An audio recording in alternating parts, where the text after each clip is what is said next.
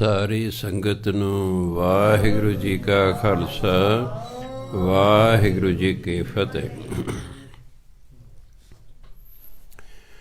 ਅੱਜ ਭਗਤ ਰਵਿਦਾਸ ਜੀ ਦਾ ਪ੍ਰਕਾਸ਼ ਦਿਵਸ ਹੈ। ਉਹਨਾਂ ਦੇ ਜੀਵਨ ਅਤੇ ਉਹਨਾਂ ਦੀ ਬਾਣੀ 'ਤੇ ਆਪਾਂ ਵਿਚਾਰ ਕਰਾਂਗੇ। ਗੁਰੂ ਨਾਨਕ ਦੇਵ ਜੀ ਤੋਂ 93 ਸਾਲ ਪਹਿਲਾਂ 93 ਗੁਰੂ ਨਾਨਕ ਦੇਵ ਜੀ ਤੋਂ 93 ਸਾਲ ਪਹਿਲਾਂ ਭਾਵ 1376 ਈਸਵੀ ਦੇ ਵਿੱਚ ਭਗਤ ਰਵਿਦਾਸ ਜੀ ਦਾ ਪ੍ਰਕਾਸ਼ ਹੋਇਆ ਹੈ। ਉਸ ਦਿਨ ਫੱਗਣ ਦੀ ਪੂਰਨਮਾਸ਼ੀ ਸੀ। ਹਿੰਦੁਸਤਾਨ ਦੇ ਵਿੱਚ ਜਿੰਨੇ ਵੀ ਤਿਉਹਾਰ ਨੇ ਇਹ ਦੇਸੀ ਸਾਲਾਂ ਅਨੁਸਾਰ ਹਨ। ਅੱਜ ਕੱਲ੍ਹ ਜਿਹੜੇ ਨਵੇਂ ਨੇ ਉਹ ਤਾਂ ਅੰਗਰੇਜ਼ੀ ਅਨੁਸਾਰ ਨੇ, ਬਾਕੀ ਸਾਰੇ ਦੇਸੀ ਮਹੀਨਿਆਂ ਦੇ ਅਨੁਸਾਰ ਨੇ। ਇਸ ਲਈ ਹਰ ਸਾਲ ਫੱਗਣ ਦੀ ਪੂਰਨਮਾਸ਼ੀ, ਅੱਜ ਪੂਰਨਮਾਸ਼ੀ ਹੋਣੀ, ਫੱਗਣ ਦੀ ਪੂਰਨਮਾਸ਼ੀ ਨੂੰ ਭਗਤ ਰਵਿਦਾਸ ਜੀ ਦਾ ਪ੍ਰਕਾਸ਼ ਦਿਹਾੜਾ ਮਨਾਇਆ ਜਾਂਦਾ ਹੈ। ਸ਼ਹਿਰ ਸੀ ਬਨਾਰਸ। ਬਨਾਰਸ ਦੇ 3 ਨਾਮ ਨੇ। ਸਭ ਤੋਂ ਪਹਿਲਾ ਨਾਮ ਸੀ ਕਾਸ਼ੀ। ਬਹੁਤ ਸਮਾਂ ਇਹ ਨਾਮ ਰਿਹਾ। ਫਿਰ ਨਾਮ ਹੋ ਗਿਆ ਬਨਾਰਸ। ਅੱਜ ਕੱਲ੍ਹ ਉਸੇ ਦਾ ਨਾਮ ਹੈ ਵਾਰਾਣਸੀ। ਸਮੇਂ ਸਮੇਂ 'ਤੇ ਨਾਮ ਬਦਲਦੇ ਰਹਿੰਦੇ ਨੇ। ਉੱਥੇ ਚਮਿਆਰ ਜਾਤੀ ਨਾਲ ਸੰਬੰਧ ਰੱਖਦੇ ਹੋਏ ਸ਼੍ਰੀ ਰਘੂ ਜੀ ਰਹਿੰਦੇ ਸੀ। ਉਹਨਾਂ ਦੇ ਘਰ ਆਪ ਜੀ ਦਾ ਪ੍ਰਕਾਸ਼ ਹੋਇਆ। 1376 ਈਸਵੀ ਫੱਗਣ ਦੀ ਪੂਰਨਮਾਸ਼ੀ, ਸ਼ਹਿਰ ਬਨਾਰਸ, ਪਿਤਾ ਦਾ ਨਾਮ ਸ਼੍ਰੀ ਰਘੂ। ਕਿਉਂਕਿ ਇਹ ਜਿਹੜਾ ਪਿਤਾ ਸੀ ਉਹ ਮਰੇ ਹੋਏ ਡੰਗਰਾਂ ਨੂੰ ਢੋਂਦੇ ਸਨ, ਉਹਨਾਂ ਦੀ ਖੱਲ ਲਾਉਂਦੇ ਸਨ ਅਤੇ ਜੁੱਤੀਆਂ ਬਣਾ ਕੇ ਵੇਚਿਆ ਕਰਦੇ ਸਨ। ਪੁਰਾਣੇ ਜ਼ਮਾਨੇ 'ਚ ਪਿਤਾ ਪੁਰਖੀ ਕੰਮ ਹੋਇਆ ਕਰਦੇ ਸਨ। ਜੋ ਕੰਮ ਪਿਤਾ ਕਰਦਾ ਉਹੀ ਅੱਗੇ ਪੁੱਤਰ ਕਰਦੇ ਸੀ। ਪਿਤਾ ਤਰਖਾਣ ਤਾਂ ਪੁੱਤਰ ਵੀ ਤਰਖਾਣ, ਪਿਤਾ ਲੁਹਾਰ ਤਾਂ ਪੁੱਤਰ ਵੀ ਲੁਹਾਰਾ ਕੰਮ ਕਰਦੇ ਸਨ, ਪਿਤਾ ਕਿਸਾਨ ਤਾਂ ਪੁੱਤਰ ਵੀ ਖੇਤੀਬਾੜੀ ਕਰਦੇ ਸਨ। ਇਹ ਤਾਂ ਜਦੋਂ ਅੰਗਰੇਜ਼ ਆਏ ਫਿਰ ਦੂਜੀ ਵਿੱਦਿਆ ਸ਼ੁਰੂ ਹੋਈ। ਫਿਰ ਹੌਲੀ ਹੌਲੀ ਨੌਕਰੀਆਂ ਸ਼ੁਰੂ ਹੋਈਆਂ ਅਤੇ ਲੋਕਾਂ ਨੇ ਅੱਡ ਅੱਡ ਕੰਮ ਕਰਨੇ ਸ਼ੁਰੂ ਕਰਤੇ। ਸੋ ਆਪ ਜੀ ਨੇ ਥੋੜ੍ਹੇ ਜਿਹੇ ਵੱਡੇ ਹੋ ਕੇ ਪਿਤਾ ਪੁਰਖੀ ਕੰਮ ਸ਼ੁਰੂ ਕਰ ਦਿੱਤਾ ਹੈ। ਉਸੇ ਤਰ੍ਹਾਂ ਮਰੇ ਹੋਏ ਡੰਗਰਾਂ ਨੂੰ ਢੋਂਦੇ ਨੇ, ਖੱਲ ਲਾਉਂਦੇ ਨੇ ਅਤੇ ਉਹਦੀਆਂ ਜੁੱਤੀਆਂ ਬਣਾ ਕੇ ਵੇਚਦੇ ਹਨ। ਪਰ ਆਪ ਜੀ ਸ਼ੁਰੂ ਤੋਂ ਹੀ ਧਾਰਮਿਕ ਵਿਚਾਰਾਂ ਦੇ ਸਨ। ਕਿਉਂਕਿ ਹਰ ਇਨਸਾਨ ਦੇ ਮਗਰਲੇ ਸੰਸਕਾਰ ਹੁੰਦੇ ਨੇ। ਪਿਛਲੇ ਜਨਮ 'ਚ ਅਸੀਂ ਕੀ ਕਰਦੇ ਰਹੇ ਹਾਂ ਉਹੀ ਕੁਛ ਹੀ ਅਸੀਂ ਇਸ ਜਨਮ 'ਚ ਕਰਨ ਲੱਗ ਜਾਂਦੇ ਹਾਂ। ਹਾਂ, ਸਾਨੂੰ ਸੰਗਤ ਹੋਰ ਮਿਲ ਜੇ ਫਿਰ ਉਹ ਵਿਚਾਰ ਬਦਲ ਜਾਂਦੇ ਨੇ, ਉਹ ਸੰਸਕਾਰ ਬਦਲ ਜਾਂਦੇ ਨੇ। ਉਹਨੂੰ ਇੰਗਲਿਸ਼ ਵਾਲੇ ਕਹਿੰਦੇ ਹੈਰੈਡਿਟੀ, ਵੀ ਜੋ ਸਾਨੂੰ ਪਿਤਾ ਪੁਰਖੀ ਤੌਰ 'ਤੇ ਮਿਲਿਆ ਹੋਇਆ ਹੈ। ਬਾਕੀ ਕਹਿੰਦੇ ਐਨਵਾਇਰਨਮੈਂਟ, ਵਾਤਾਵਰਨ ਕਿਹੋ ਜਿਹਾ ਮਿਲਿਆ ਹੈ। ਤੁਹਾਡਾ ਬੱਚਾ ਕੁਝ ਗੁਣ ਔਗਣ ਜਨਮ ਤੋਂ ਹੀ ਲੈ ਕੇ ਆਇਆ, ਕਿਉਂਕਿ ਪਿਛਲੇ ਜਨਮ 'ਚ ਉਹ ਜੋ ਕਰਦਾ ਰਿਹਾ ਉਹ ਸੰਸਕਾਰ ਨਾਲ ਆ ਗਏ ਨੇ। ਇੱਥੇ ਉਸ ਨੂੰ ਤੁਸੀਂ ਕਿਹੋ ਜਿਹੇ ਸੰਸਕਾਰ ਦਿੰਦੇ ਹੋ ਉਹਦੇ ਅਨੁਸਾਰ ਉਹ ਬਦਲ ਵੀ ਸਕਦਾ ਹੈ। ਤਾਂ ਪਿਤਾ ਪੁਰਖੀ ਕੰਮ ਸੀ, ਇਸ ਲਈ ਆਪ ਜੀ ਵੀ ਪਿਤਾ ਵਾਲੇ ਹੀ ਕੰਮ ਕਰਦੇ ਰਹੇ। ਪਰ ਪਿਛਲੇ ਜਨਮਾਂ ਦੀ ਬਹੁਤ ਜ਼ਿਆਦਾ ਭਗਤੀ ਹੋਣ ਕਾਰਨ ਆਪ ਜੀ ਧਾਰਮਿਕ ਵਿਚਾਰਾਂ ਦੇ ਸਨ। ਅਤੇ ਜਦੋਂ ਕਦੇ ਸਾਧੂਆਂ ਦੀ ਮੰਡਲੀ ਆਉਣੀ, ਆਪ ਜੀ ਨੇ ਜਾ ਕੇ ਸਤ ਸੰਗਤ ਕਰਨੀ। ਸਤ ਸੰਗਤ ਕਰਦਿਆਂ ਕਰਦਿਆਂ ਗਿਆਨ ਹੋਇਆ ਵੀ ਗੁਰੂ ਵਾਲੇ ਹੋਣਾ ਚਾਹੀਦਾ ਹੈ। ਇੰਨੇ ਸਮੇਂ 'ਚ ਆਪ ਜੀ ਦੀ ਸ਼ਾਦੀ ਹੋ ਗਈ। ਹੁਣ ਸੁਭਾਅ ਸੀ ਆਪਣਾ ਵੀ ਜਿਹੜਾ ਕਿਰਤ ਕਰਨੀ ਹੈ ਨਾਮ ਜਪਣਾ, ਆਏ ਗਏ ਸਾਧੂਆਂ ਦੀ ਸੇਵਾ ਕਰਨੀ ਹੈ। ਜੇ ਕੋਈ ਸਾਧੂ ਆ ਗਿਆ ਉਹਨੂੰ ਜੁੱਤੀ ਮੁਫਤ ਦੇ ਦੇਣੀ, ਕੋਈ ਸਾਧੂ ਜੁੱਤੀ ਗੰਢਾਉਣ ਆ ਗਿਆ ਉਹਦੀ ਮੁਫਤ ਜੁੱਤੀ ਗੰਢ ਦੇਣੀ। ਮਾਤਾ ਪਿਤਾ ਕਹਿੰਦੇ ਵੀ ਤੂੰ ਪਰਿਵਾਰ ਵਾਲਾ ਹੋ ਗਿਆ, ਬਚਾਉਂਦਾ ਤਾਂ ਤੂੰ ਕੁਛ ਹੈ ਨਹੀਂ, ਤੂੰ ਆਡੀ ਹੋ ਜਾ। ਆਪ ਜੀ ਨੇ ਝੌਂਪੜੀ ਪਾ ਲਈ, ਜਿਹੜਾ ਮੇਨ ਰਸਤਾ ਸੀ, ਸੜਕ ਸੀ, ਉਹਦੇ ਕੰਢੇ 'ਤੇ ਜੁੱਤੀਆਂ ਬਣਾਉਣ ਦਾ ਕੰਮ ਸ਼ੁਰੂ ਕਰ ਦਿੱਤਾ ਹੈ। ਜਦੋਂ ਗਿਆਨ ਹੋ ਗਿਆ ਵੀ ਗੁਰੂ ਵਾਲਾ ਹੋਣਾ ਚਾਹੀਦਾ ਹੈ, ਫਿਰ ਉਹ ਉੱਥੇ ਇੱਕ ਬ੍ਰਹਮ ਗਿਆਨੀ ਪੰਡਤ ਸਨ, ਉਹਨਾਂ ਦਾ ਨਾਂ ਸੀ ਰਾਮਾਨੰਦ। ਉਹ ਜਿਹੜਾ ਹੈ ਕੱਟੜ ਨਹੀਂ ਸਨ, ਨਹੀਂ ਤਾਂ ਉਸ ਵੇਲੇ ਦੇ ਪੰਡਤ ਕੱਟੜ ਸਨ। ਇਹ ਨੀਵੀਆਂ ਜਾਤਾਂ ਵਾਲਿਆਂ ਨੂੰ ਮੰਦਰਾਂ 'ਚ ਨਹੀਂ ਸੀ ਵੜਨ ਦਿੰਦੇ, ਕੋਈ ਗੁਰਮੰਤਰ ਨਹੀਂ ਸੀ ਦਿੰਦੇ, ਨਾ ਇਹਨਾਂ ਨੂੰ ਪੜ੍ਹਾਉਂਦੇ ਸਨ। ਪਰ ਰਾਮਾਨੰਦ ਜੀ ਇਸ ਵਿਚਾਰ ਤੋਂ ਉੱਪਰ ਸਨ। ਇਸ ਲਈ ਭਗਤ ਰਵਿਦਾਸ ਜੀ ਨੇ ਰਾਮਾਨੰਦ ਜੀ ਨੂੰ ਗੁਰੂ ਧਾਰਨ ਕੀਤਾ ਅਤੇ ਉਹਨਾਂ ਤੋਂ ਗੁਰਮੰਤਰ ਲੈ ਲਿਆ। ਕਿਉਂਕਿ ਜਿਹਨੇ ਪਰਮਾਤਮਾ ਦੀ ਪ੍ਰਾਪਤੀ ਕਰਨੀ ਹੈ ਉਹਦੇ ਲਈ ਗੁਰੂ ਵਾਲਾ ਹੋਣਾ ਜ਼ਰੂਰੀ ਹੈ। ਮੰਨ ਲਓ ਇੱਕ ਸਿੱਖ ਹੈ, ਉਹ ਕਹਿੰਦੇ ਨੇ ਮੈਨੂੰ ਪਰਮਾਤਮਾ ਦੀ ਲੋੜ ਨਹੀਂ ਹੈਗੀ, ਮੈਂ ਤਾਂ ਆਪਣੇ ਕੰਮ ਕਰਾਉਣੇ ਨੇ, ਮੇਰੇ ਕੰਮ ਹੋਣੇ ਚਾਹੀਦੇ ਨੇ। ਉਹ ਬਾਣੀ ਪੜ੍ਹਦੇ ਰਹੋ, ਉਹਦੇ ਹੁੰਦੇ ਰਹਿਣਗੇ। ਉਹ ਤਾਂ ਬਾਣੀ ਤਾਂ ਹਿੰਦੂ ਪੜ੍ਹੇ, ਸਿੱਖ ਪੜ੍ਹੇ, ਮੁਸਲਮਾਨ ਪੜ੍ਹੇ, ਈਸਾਈ ਪੜ੍ਹੇ, ਕੋਈ ਵੀ ਪੜ੍ਹੇ, ਜੋ ਬਾਣੀ ਪੜ੍ਹਨ ਦਾ ਲਾਭ ਹੈ ਉਹ ਤਾਂ ਪ੍ਰਾਪਤ ਹੋ ਹੀ ਜਾਣਾ ਹੈ। ਪਰ ਜੇ ਬਾਣੀ ਪੜ੍ਹਦਿਆਂ ਪੜ੍ਹਦਿਆਂ ਕਦੇ ਗਿਆਨ ਹੋ ਜਾਏ ਕਿ ਯਾਰ ਆਪਾਂ ਵੀ ਪਰਮਾਤਮਾ ਦੀ ਪ੍ਰਾਪਤੀ ਕਰੀਏ, ਫਿਰ ਉਸਨੂੰ ਗੁਰੂ ਵਾਲੇ ਹੋਣਾ ਪਏਗਾ ਕਿ ਨਗੂਰੇ ਨੂੰ ਪਰਮਾਤਮਾ ਪ੍ਰਾਪਤ ਨਹੀਂ ਹੁੰਦਾ। ਕਿਉਂਕਿ ਪਰਮਾਤਮਾ ਨਾਲ ਮੇਲ ਕਰਾਉਣੇ ਗੁਰੂ ਨੇ, ਹੋਰ ਸਾਡਾ ਪਰਮਾਤਮਾ ਨਾਲ ਕੋਈ ਮੇਲ ਨਹੀਂ ਕਰਾ ਸਕਦਾ, ਗੁਰੂ ਵਿਚੋਲਾ ਹੈ। ਅਤੇ ਇਸ ਕਰਕੇ ਫਿਰ ਉਹ ਗੁਰੂ ਧਾਰਨ ਕਰਨਾ ਪੈਂਦਾ ਉਸਨੂੰ। ਮਗਰਲੇ ਸੰਸਕਾਰ ਤਗੜੇ ਹੋਣ ਕਰਕੇ ਛੋਟੀ ਉਮਰ ਦੇ ਵਿੱਚ ਉਹਨਾਂ ਨੇ ਗੁਰੂ ਧਾਰਨ ਕਰ ਲਿਆ ਹੈ। ਆਪਣਾ ਕਿੱਤਾ ਕਰਦੇ, ਦਸਾਂ ਨੌਂ ਦੀ ਕਿਰਤ ਕਰਦੇ ਨੇ, ਨਾਮ ਜਪਦੇ ਨੇ ਅਤੇ ਆਏ ਗਏ ਸਾਧੂਆਂ ਦੀ ਸੇਵਾ ਕਰਦੇ ਨੇ। ਸੁਭਾਅ ਉਹੀ ਰਿਹਾ, ਅੱਡ ਹੋ ਕੇ ਨਹੀਂ ਕੋਈ ਸੁਭਾਅ ਬਦਲ ਗਿਆ ਹੈ, ਸੁਭਾਅ ਉਹੀ ਰਿਹਾ। ਸਿਰਫ ਇੰਨੇ ਕੁ ਹੁਣ ਮਾਂ ਪਿਓ ਨੂੰ ਗਿਲਾ ਨਹੀਂ ਹੈ, ਚਲੋ ਕਹਿੰਦੇ ਠੀਕ ਆਪਣਾ ਕਮਾਈ ਜਾਂ ਜੋ ਮਰਜ਼ੀ ਸਾਡੇ ਨਾਲ ਕਰੀ ਜਾ। ਇਸ ਤਰ੍ਹਾਂ ਭਜਨ ਬੰਦਗੀ ਕਰਦਿਆਂ ਕਰਦਿਆਂ ਅਵਸਥਾ ਅੱਛੀ ਹੋ ਗਈ ਹੈ।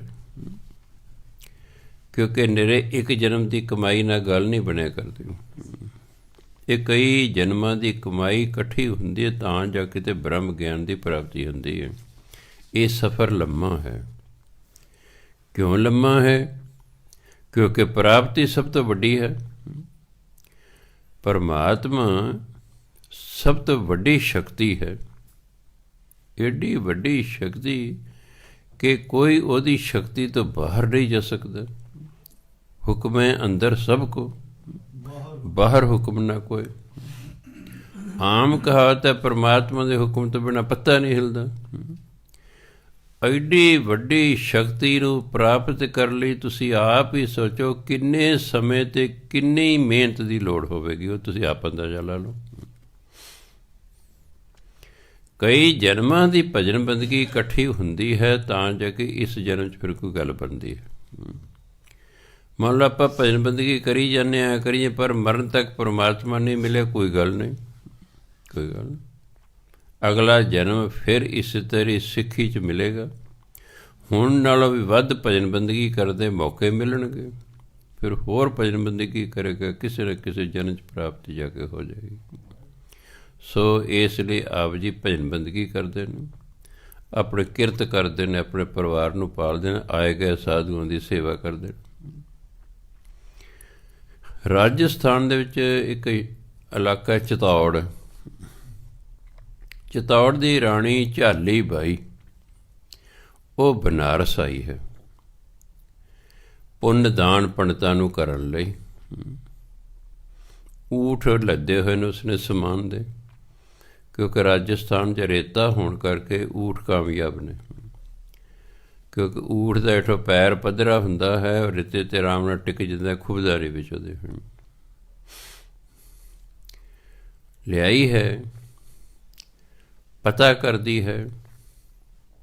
ਕਿਸੇ ਨੇ ਭਗਤ ਰਵਿਦਾਸ ਜੀ ਬਾਰੇ ਦੱਸ ਪਾਤੀ, ਉਹ ਭਗਤ ਰਵਿਦਾਸ ਨੂੰ ਮਿਲਣ ਆ ਗਈ ਹੈ। ਜਦੋਂ ਵਿਚਾਰ ਵਟਾਂਦਰਾ ਹੋਇਆ, ਉਹ ਭਗਤ ਰਵਿਦਾਸ ਜੀ ਦੇ ਵਿਚਾਰਾਂ ਤੋਂ ਬਹੁਤ ਪ੍ਰਭਾਵਿਤ ਹੋਈ ਅਤੇ ਜਿੰਨਾ ਊਠਾਂ 'ਤੇ ਸਮਾਨ ਲੱਦ ਕੇ ਲਿਆਂਦਾ ਸੀ ਪੰਡਤਾਂ ਲਈ, ਉਹ ਸਾਰਾ ਭਗਤ ਰਵਿਦਾਸ ਜੀ ਨੂੰ ਦਿੱਤਾ ਅਤੇ ਕੁਝ ਦਿਨ ਸਤ ਸੰਗਤ ਕਰਕੇ ਵਾਪਸ ਚਲੀ ਗਈ ਹੈ। ਪੰਡਤਾਂ ਤਾਂ ਹੋ ਗਿਆ ਵੀ ਸਾਨੂੰ ਤਾਂ ਬਹੁਤ ਮਾਲ ਮਿਲਣਾ ਸੀ ਅਤੇ ਗਿਆ ਸੜਦਾ ਐਵੇਂ ਵੀ ਹੱਕ ਤਾਂ ਸਾਡਾ ਬਣਦਾ ਹੈ। ਪੰਡਤ ਕਹਿੰਦੇ ਸੀ ਵੀ ਦਾਨ ਪੁੰਨ ਦਾ ਜਿਹੜਾ ਹੱਕ ਹੈ ਉਹ ਤਾਂ ਸਾਡਾ ਬਣਦਾ ਹੈ, ਵੀ ਸਾਡਾ ਹੱਕ ਬਣਦਾ। ਪੰਡਤ ਰਲ ਕੇ ਕਹਿੰਦਾ ਆਪਾਂ ਚਿਤੌੜ ਚਲੀਏ। ਝਾਲੀ ਬਾਈ ਦੇ ਘਰ ਵਾਲੇ ਨੂੰ, ਰਾਣੇ ਨੂੰ ਸ਼ਿਕਾਇਤ ਲਾਵਾਂਗੇ ਵੀ ਦੇਖੋ ਜੀ, ਇਹਨੇ ਚਮਿਆਰ ਨੂੰ ਗੁਰੂ ਧਾਰਨ ਕਰ ਲਿਆ। ਤੁਸੀਂ ਰਾਜਪੂਤ ਹੋ, ਤੁਹਾਡੀ ਘਰ ਵਾਲੇ ਚਮਿਆਰ ਨੂੰ ਗੁਰੂ ਧਾਰਨ ਕਰ ਲਿਆ ਹੈ ਅਤੇ ਸਾਰਾ ਪੁੰਨਦਾਨ ਦਾ ਸਮਾਨ ਸੀ ਉਹ ਇਹਨਾਂ ਨੂੰ ਦਿਆ, ਜਦੋਂ ਕਿ ਸਾਡਾ ਹੱਕ ਸੀ। ਡੈਪੂਟੇਸ਼ਨ ਦੇ ਤੌਰ 'ਤੇ ਪੰਡਤ ਚਿਤੌੜ ਚਲੇ ਗਏ। ਰਾਣੀ ਨੇ ਪਹਿਲਾਂ ਹੀ ਰਾਜੇ ਨੂੰ ਦੱਸ ਦਿੱਤਾ ਮੈਂ ਭਗਤ ਰਵਿਦਾਸ ਜੀ ਨੂੰ ਗੁਰੂ ਧਾਰਨ ਕੀਤਾ। ਉਹ ਕਹਿੰਦੇ ਕੋਈ ਗੱਲ ਨਹੀਂ ਰਾਣੀ, ਤੇਰੀ ਮਰਜ਼ੀ।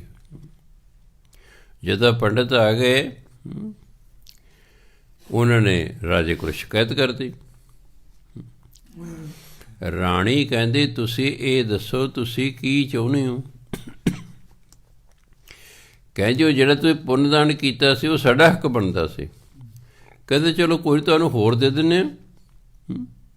ਉਹ ਦੇਤਾ ਜੋ ਦੇਣਾ ਸੀ ਪੰਡਤਾਂ ਨੇ ਦਿੱਤਾ। ਕਹਿੰਦੇ ਹੁਣ ਤਾਂ ਤੁਹਾਨੂੰ ਕੋਈ ਇਤਰਾਜ਼ ਨਹੀਂ? ਕਹਿੰਦਾ ਹੁਣ ਨਹੀਂ ਸਾਨੂੰ ਕੋਈ ਇਤਰਾਜ਼। ਤੋਰਤਾ ਉਹਨਾਂ ਨੂੰ, ਦਫਾ ਉੱਥੇ ਤੇ ਜਾਓ, ਤੋਰ ਤੇ।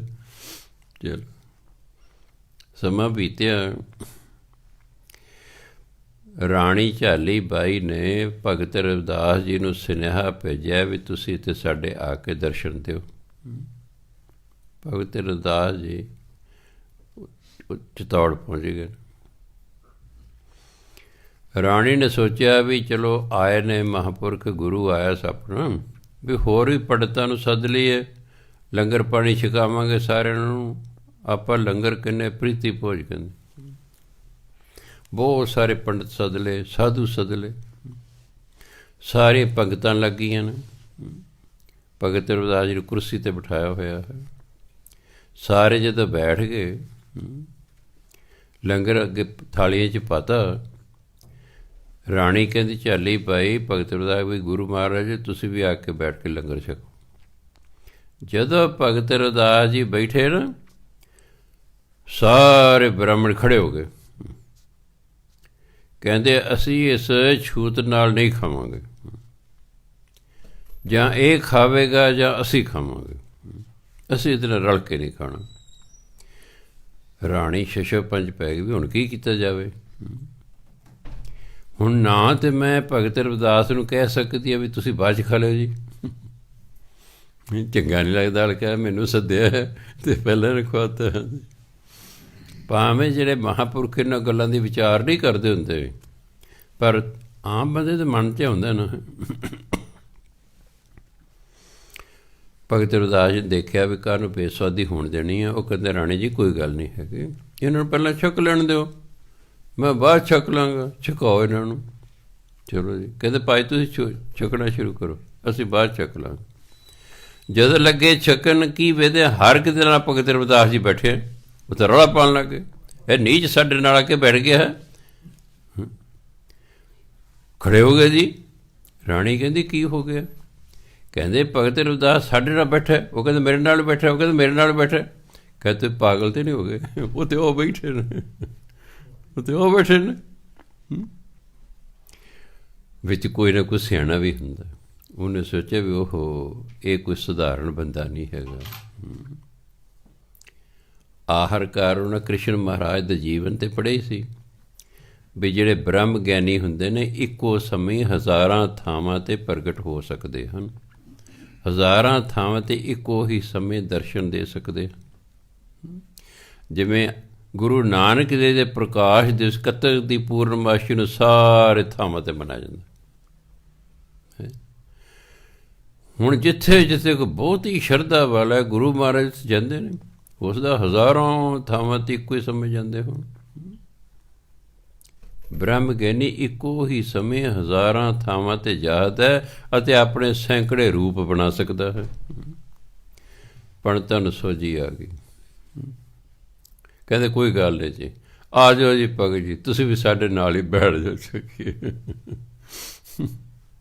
ਮੈਂ ਦੇਖਿਆ ਜਿੰਨਾ ਚਿਰ ਇਹਨਾਂ ਲੋਕਾਂ ਨੂੰ ਕੋਈ ਰਿਧੀ ਸਿੱਧੀ ਨਾ ਵਿਖਾਈਏ, ਇਹ ਮੰਨਦੇ ਨਹੀਂ ਹੈਗੇ। ਗੁਰੂ ਨਾਨਕ ਦੇਵ ਜੀ ਅੱਗੇ ਇਸੇ ਲਈ ਕੋਈ ਨਹੀਂ ਅੜਿਆ। ਹੁਣ ਜੇ ਆਮ ਵਾਲਾ ਕਹਿੰਦੇ ਪੰਚਮ ਪਾਤਸ਼ਾਹ ਕੋਈ ਸਿੱਧੀ ਵਿਖਾ ਦਿੰਦੇ, ਕਹਿੰਦੇ ਇਹ ਤਵੀ ਠੰਡੀ ਹੋ ਜਾ, ਅਤੇ ਤਵੀ ਨੇ ਠੰਡੀ ਹੋ ਜਾਣਾ ਸੀ। ਅਤੇ ਉਹਨਾਂ ਸਾਰਿਆਂ ਦੀ ਜਿਹਨੇ ਤਵੀ ਜਿਹਨੇ ਬਿਠਾਇਆ ਤਵੀ ਤੇ ਤੱਤੀ ਤਵੀ, ਅਤੇ ਉਹਨਾਂ ਦੀ ਬੇਸਵਾਦੀ ਹੋ ਜਾਣੀ ਸੀ। ਪਰ ਬ੍ਰਹਮ ਗਿਆਨੀ ਆਪਣੀ ਮਰਜ਼ੀ ਨਹੀਂ ਕਰਦਾ, ਉਹ ਜਿਵੇਂ ਪਰਮਾਤਮਾ ਦਾ ਹੁਕਮ ਹੁੰਦਾ ਉਵੇਂ ਕਰਦਾ ਹੈ। ਸੋ ਇਸ ਲਈ ਤਾਂ ਪੰਚਮ ਪਾਤਸ਼ਾਹ ਨੇ ਤਵੀ ਠੰਡੀ ਨਹੀਂ ਸੀ ਕੀਤੀ, ਨਹੀਂ ਤਾਂ ਉਹਨਾਂ ਨੂੰ ਤਾਂ ਮਾਮੂਲੀ ਗੱਲ ਸੀ।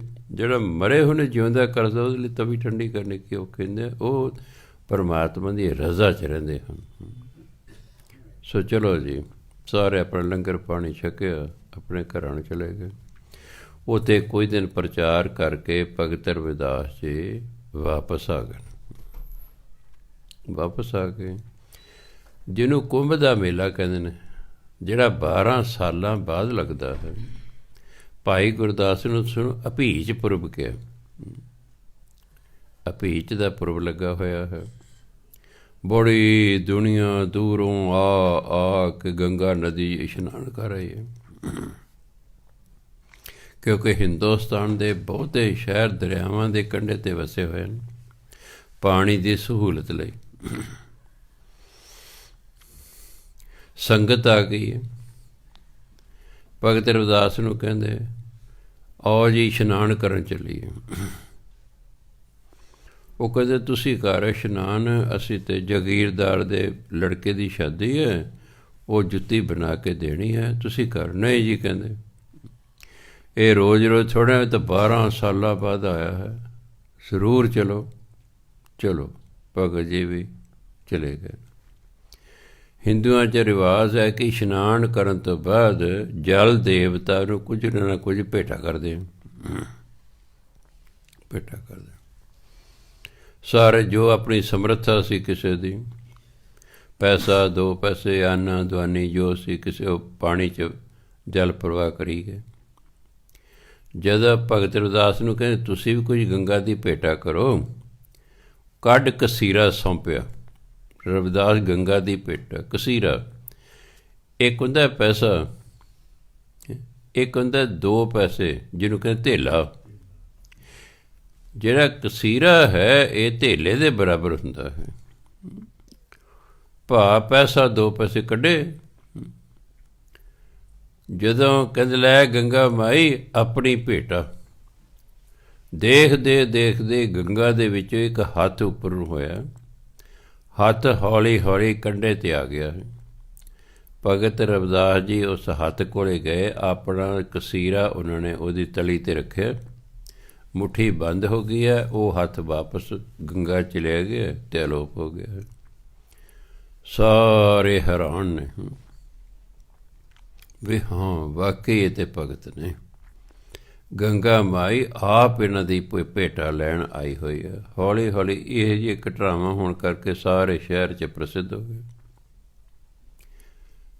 ਸਾਰੇ ਸ਼ਹਿਰ 'ਚ ਹੌਲੀ ਹੌਲੀ ਪ੍ਰਸਿੱਧ ਹੋ ਗਏ ਨੇ। ਇੱਕ ਵਾਰੀ ਇਸੇ ਤਰ੍ਹਾਂ ਹੀ ਫੇਰ ਸੰਗਤ ਆ ਗਈ ਹੈ। ਔਰ ਜੀ ਭਗਤ ਜੀ ਗੰਗਾ 'ਚ ਇਸ਼ਨਾਨ ਕਰਕੇ ਆਈਏ। ਉਹ ਜੁੱਤੀਆਂ ਗੰਢ ਰਹੇ ਸਨ। ਉਦੋਂ ਕਹਿੰਦੇ ਭਾਈ ਤੁਸੀਂ ਜਾਓ, ਸਾਨੂੰ ਤਾਂ ਕੰਮ ਹੈ। ਨਹੀਂ ਜ਼ਰੂਰ ਚੱਲੋ।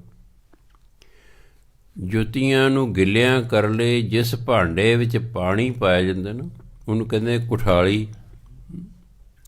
ਇੱਕ ਨੂੰ ਕਹਿ ਚੰਗਾ ਆ ਕੁਠਾਲੀ ਚੱਕੀ ਜਰਾ। ਜਦੋਂ ਨੇ ਕੁਠਾਲੀ ਚੱਕੀ ਨਾ ਕੀ ਦੇ ਹੇਠਾਂ ਗੰਗਾ ਵਗ ਰਹੀ ਹੈ।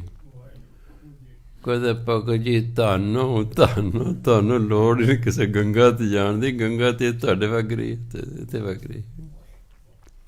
ਕਈਆਂ ਨੂੰ ਬੜਾ ਅਜੀਬ ਲੱਗਦਾ ਹੋਏਗਾ, ਨਹੀਂ ਤੀਸਰੇ ਪਾਤਸ਼ਾਹ ਦੇ ਜੀਵਨ 'ਚ ਇਹੀ ਗੱਲ ਆਉਂਦੀ ਹੈ।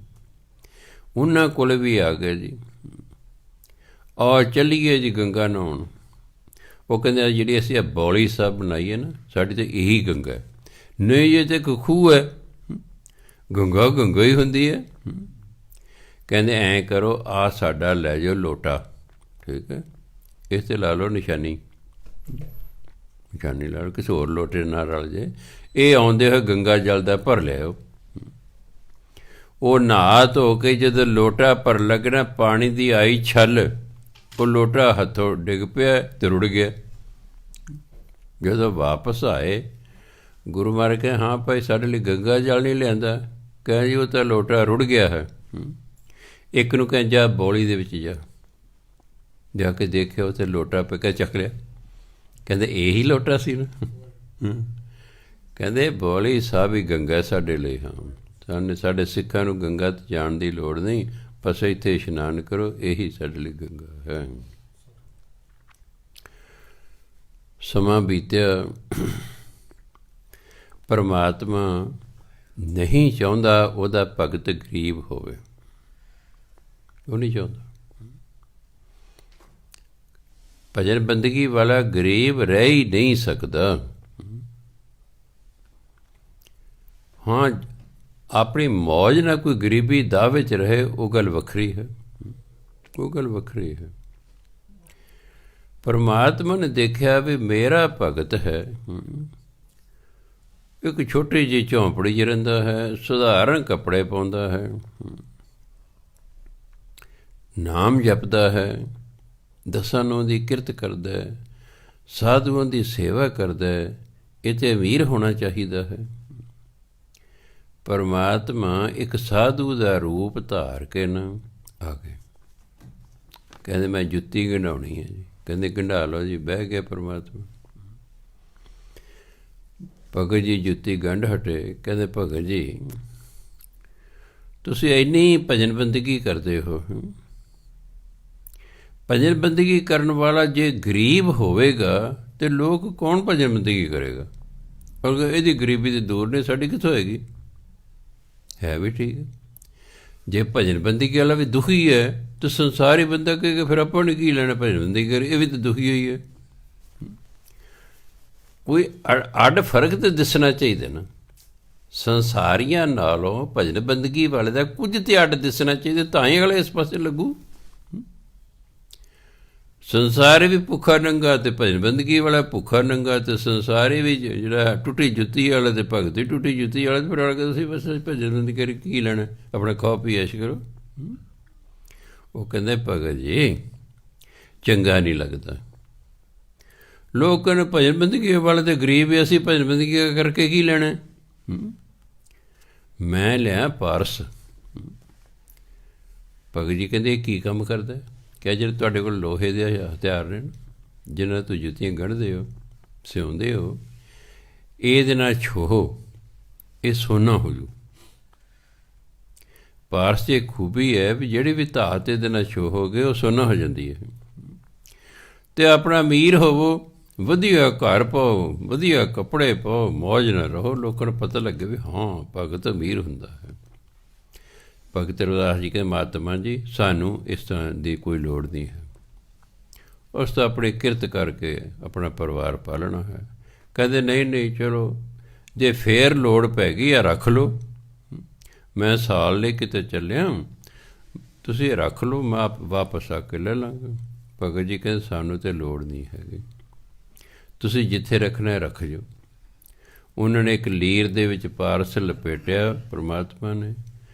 ਜੇ ਭਗਤ ਰਵਿਦਾਸ ਦੀ ਜਿਹੜੀ ਛੰਨ ਦਾ ਵਿਚਾਲਾ ਡੰਡਾ ਹੁੰਦਾ, ਜਿਹਦੇ ਆਲੇ ਦੁਆਲੇ ਛੰਨ ਹੁੰਦੀ ਹੈ, ਉਹ ਮੋਟਾ ਹੁੰਦਾ, ਉਹਦੇ ਨਾਲ ਬੰਨ੍ਹਤਾ ਕਿ ਭਗਤ ਜੀ ਜਦੋਂ ਲੋੜ ਪਈ ਇਹ ਵਰਤ ਲਿਓ।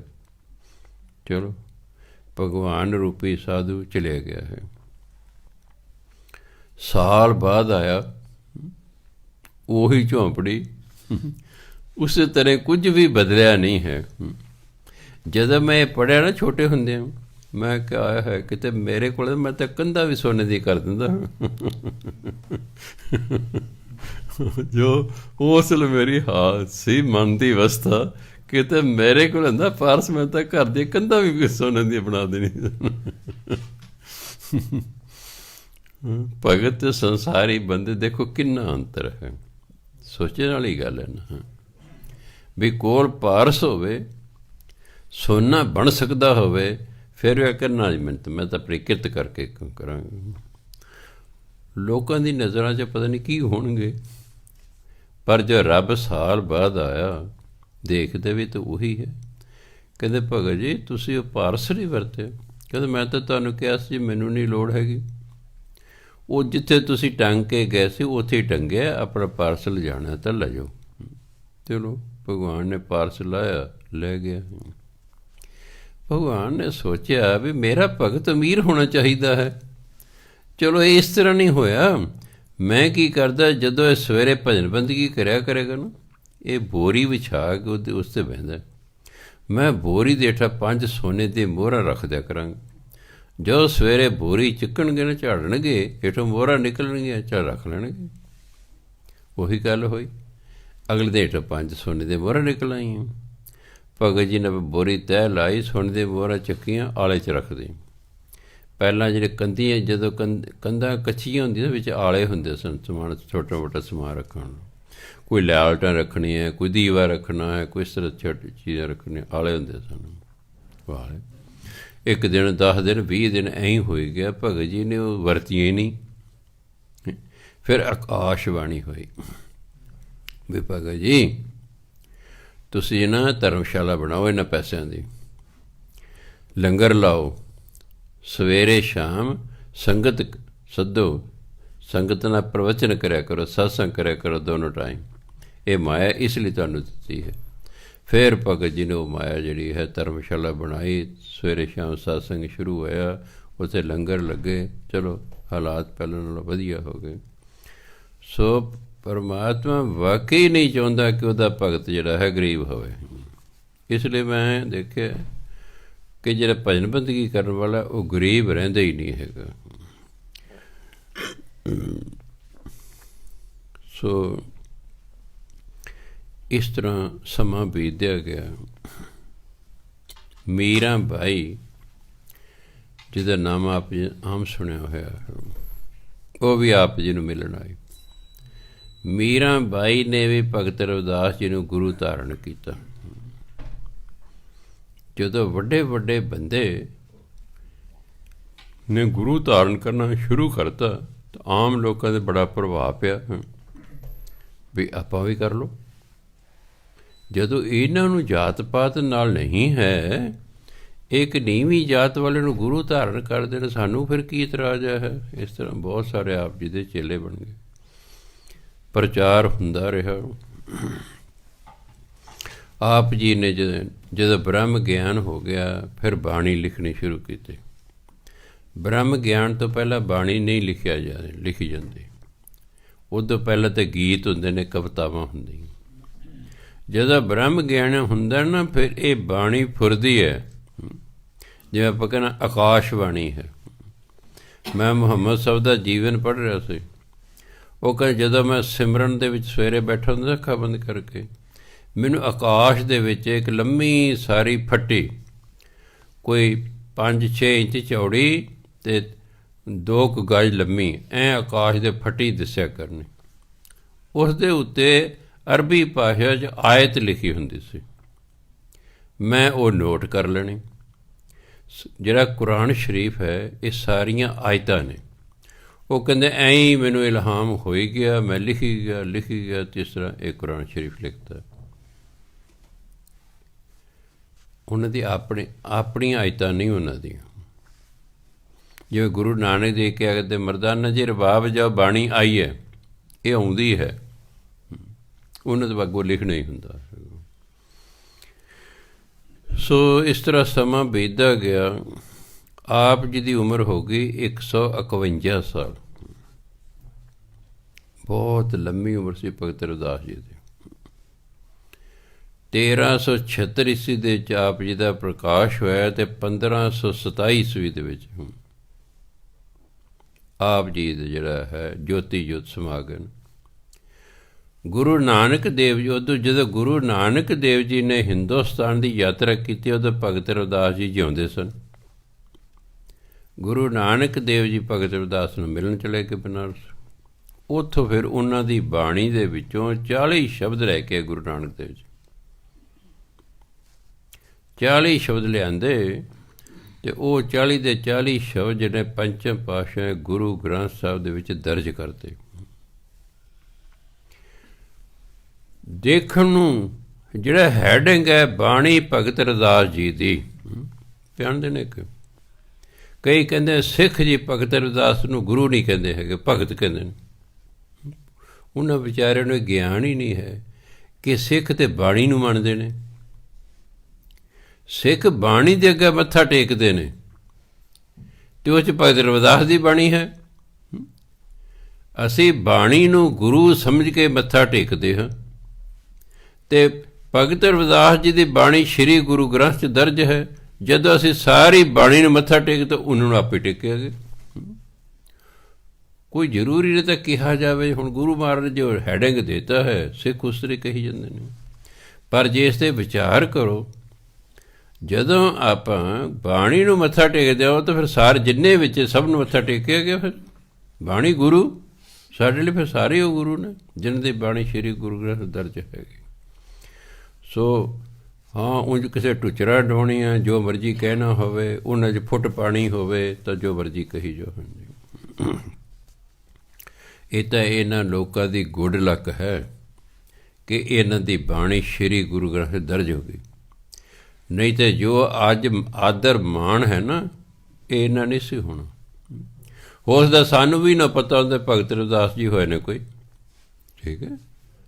ਅਗਰ ਉਹਨਾਂ ਦੀ ਬਾਣੀ ਸ਼੍ਰੀ ਗੁਰੂ ਗ੍ਰੰਥ ਦਰਜ ਨਾ ਹੁੰਦੀ, ਹੋ ਸਕਦਾ ਸਾਨੂੰ ਵੀ ਨਾ ਪਤਾ ਹੁੰਦਾ ਭਗਤ ਰਵਿਦਾਸ ਵੀ ਕੋਈ ਭਗਤ ਹੋਏ ਨੇ। ਹਾਂਜੀ, ਹੋਰ ਵੀ ਤਾਂ ਭਗਤ ਹੋਏ ਹੋਣਗੇ ਉਸ ਵੇਲੇ ਗੁਰੂ ਨਾਨਕ ਜੀ ਦੀ ਬਾਣੀ ਲੈ ਕੇ ਆਏ, ਪਰ ਆਪਾਂ ਨੂੰ ਉਹਨਾਂ ਦਾ ਹੀ ਪਤਾ ਜਿਨ੍ਹਾਂ ਦੀ ਬਾਣੀ ਸ਼੍ਰੀ ਗੁਰੂ ਗ੍ਰੰਥ ਦਰਜ ਹੋ ਗਈ ਹੈ।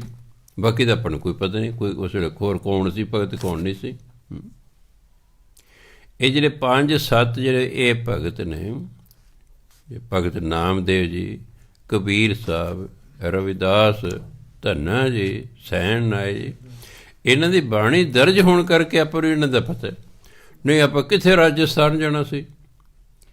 ਇਹਨਾਂ ਦੀ ਬਾਣੀ ਦਰਜ ਹੈ। ਲੋਕ ਬੱਸਾਂ ਦੀਆਂ ਬੱਸਾਂ ਜਾਣ ਲੱਗ ਪਈ ਜਿੱਥੇ ਭਗਤ ਧੰਨਾ ਜੀ ਪੈਦਾ ਹੋਏ ਸਨ। ਉੱਥੇ ਦੇ ਲੋਕਾਂ ਨੂੰ ਪਤਾ ਲੱਗਾ ਅੱਛਾ ਵੀ ਸਿੱਖਾਂ ਨੂੰ ਕਿਵੇਂ ਪਤਾ ਵੀ ਧੰਨਾ ਭਗਤ ਹੋਏ ਨੇ।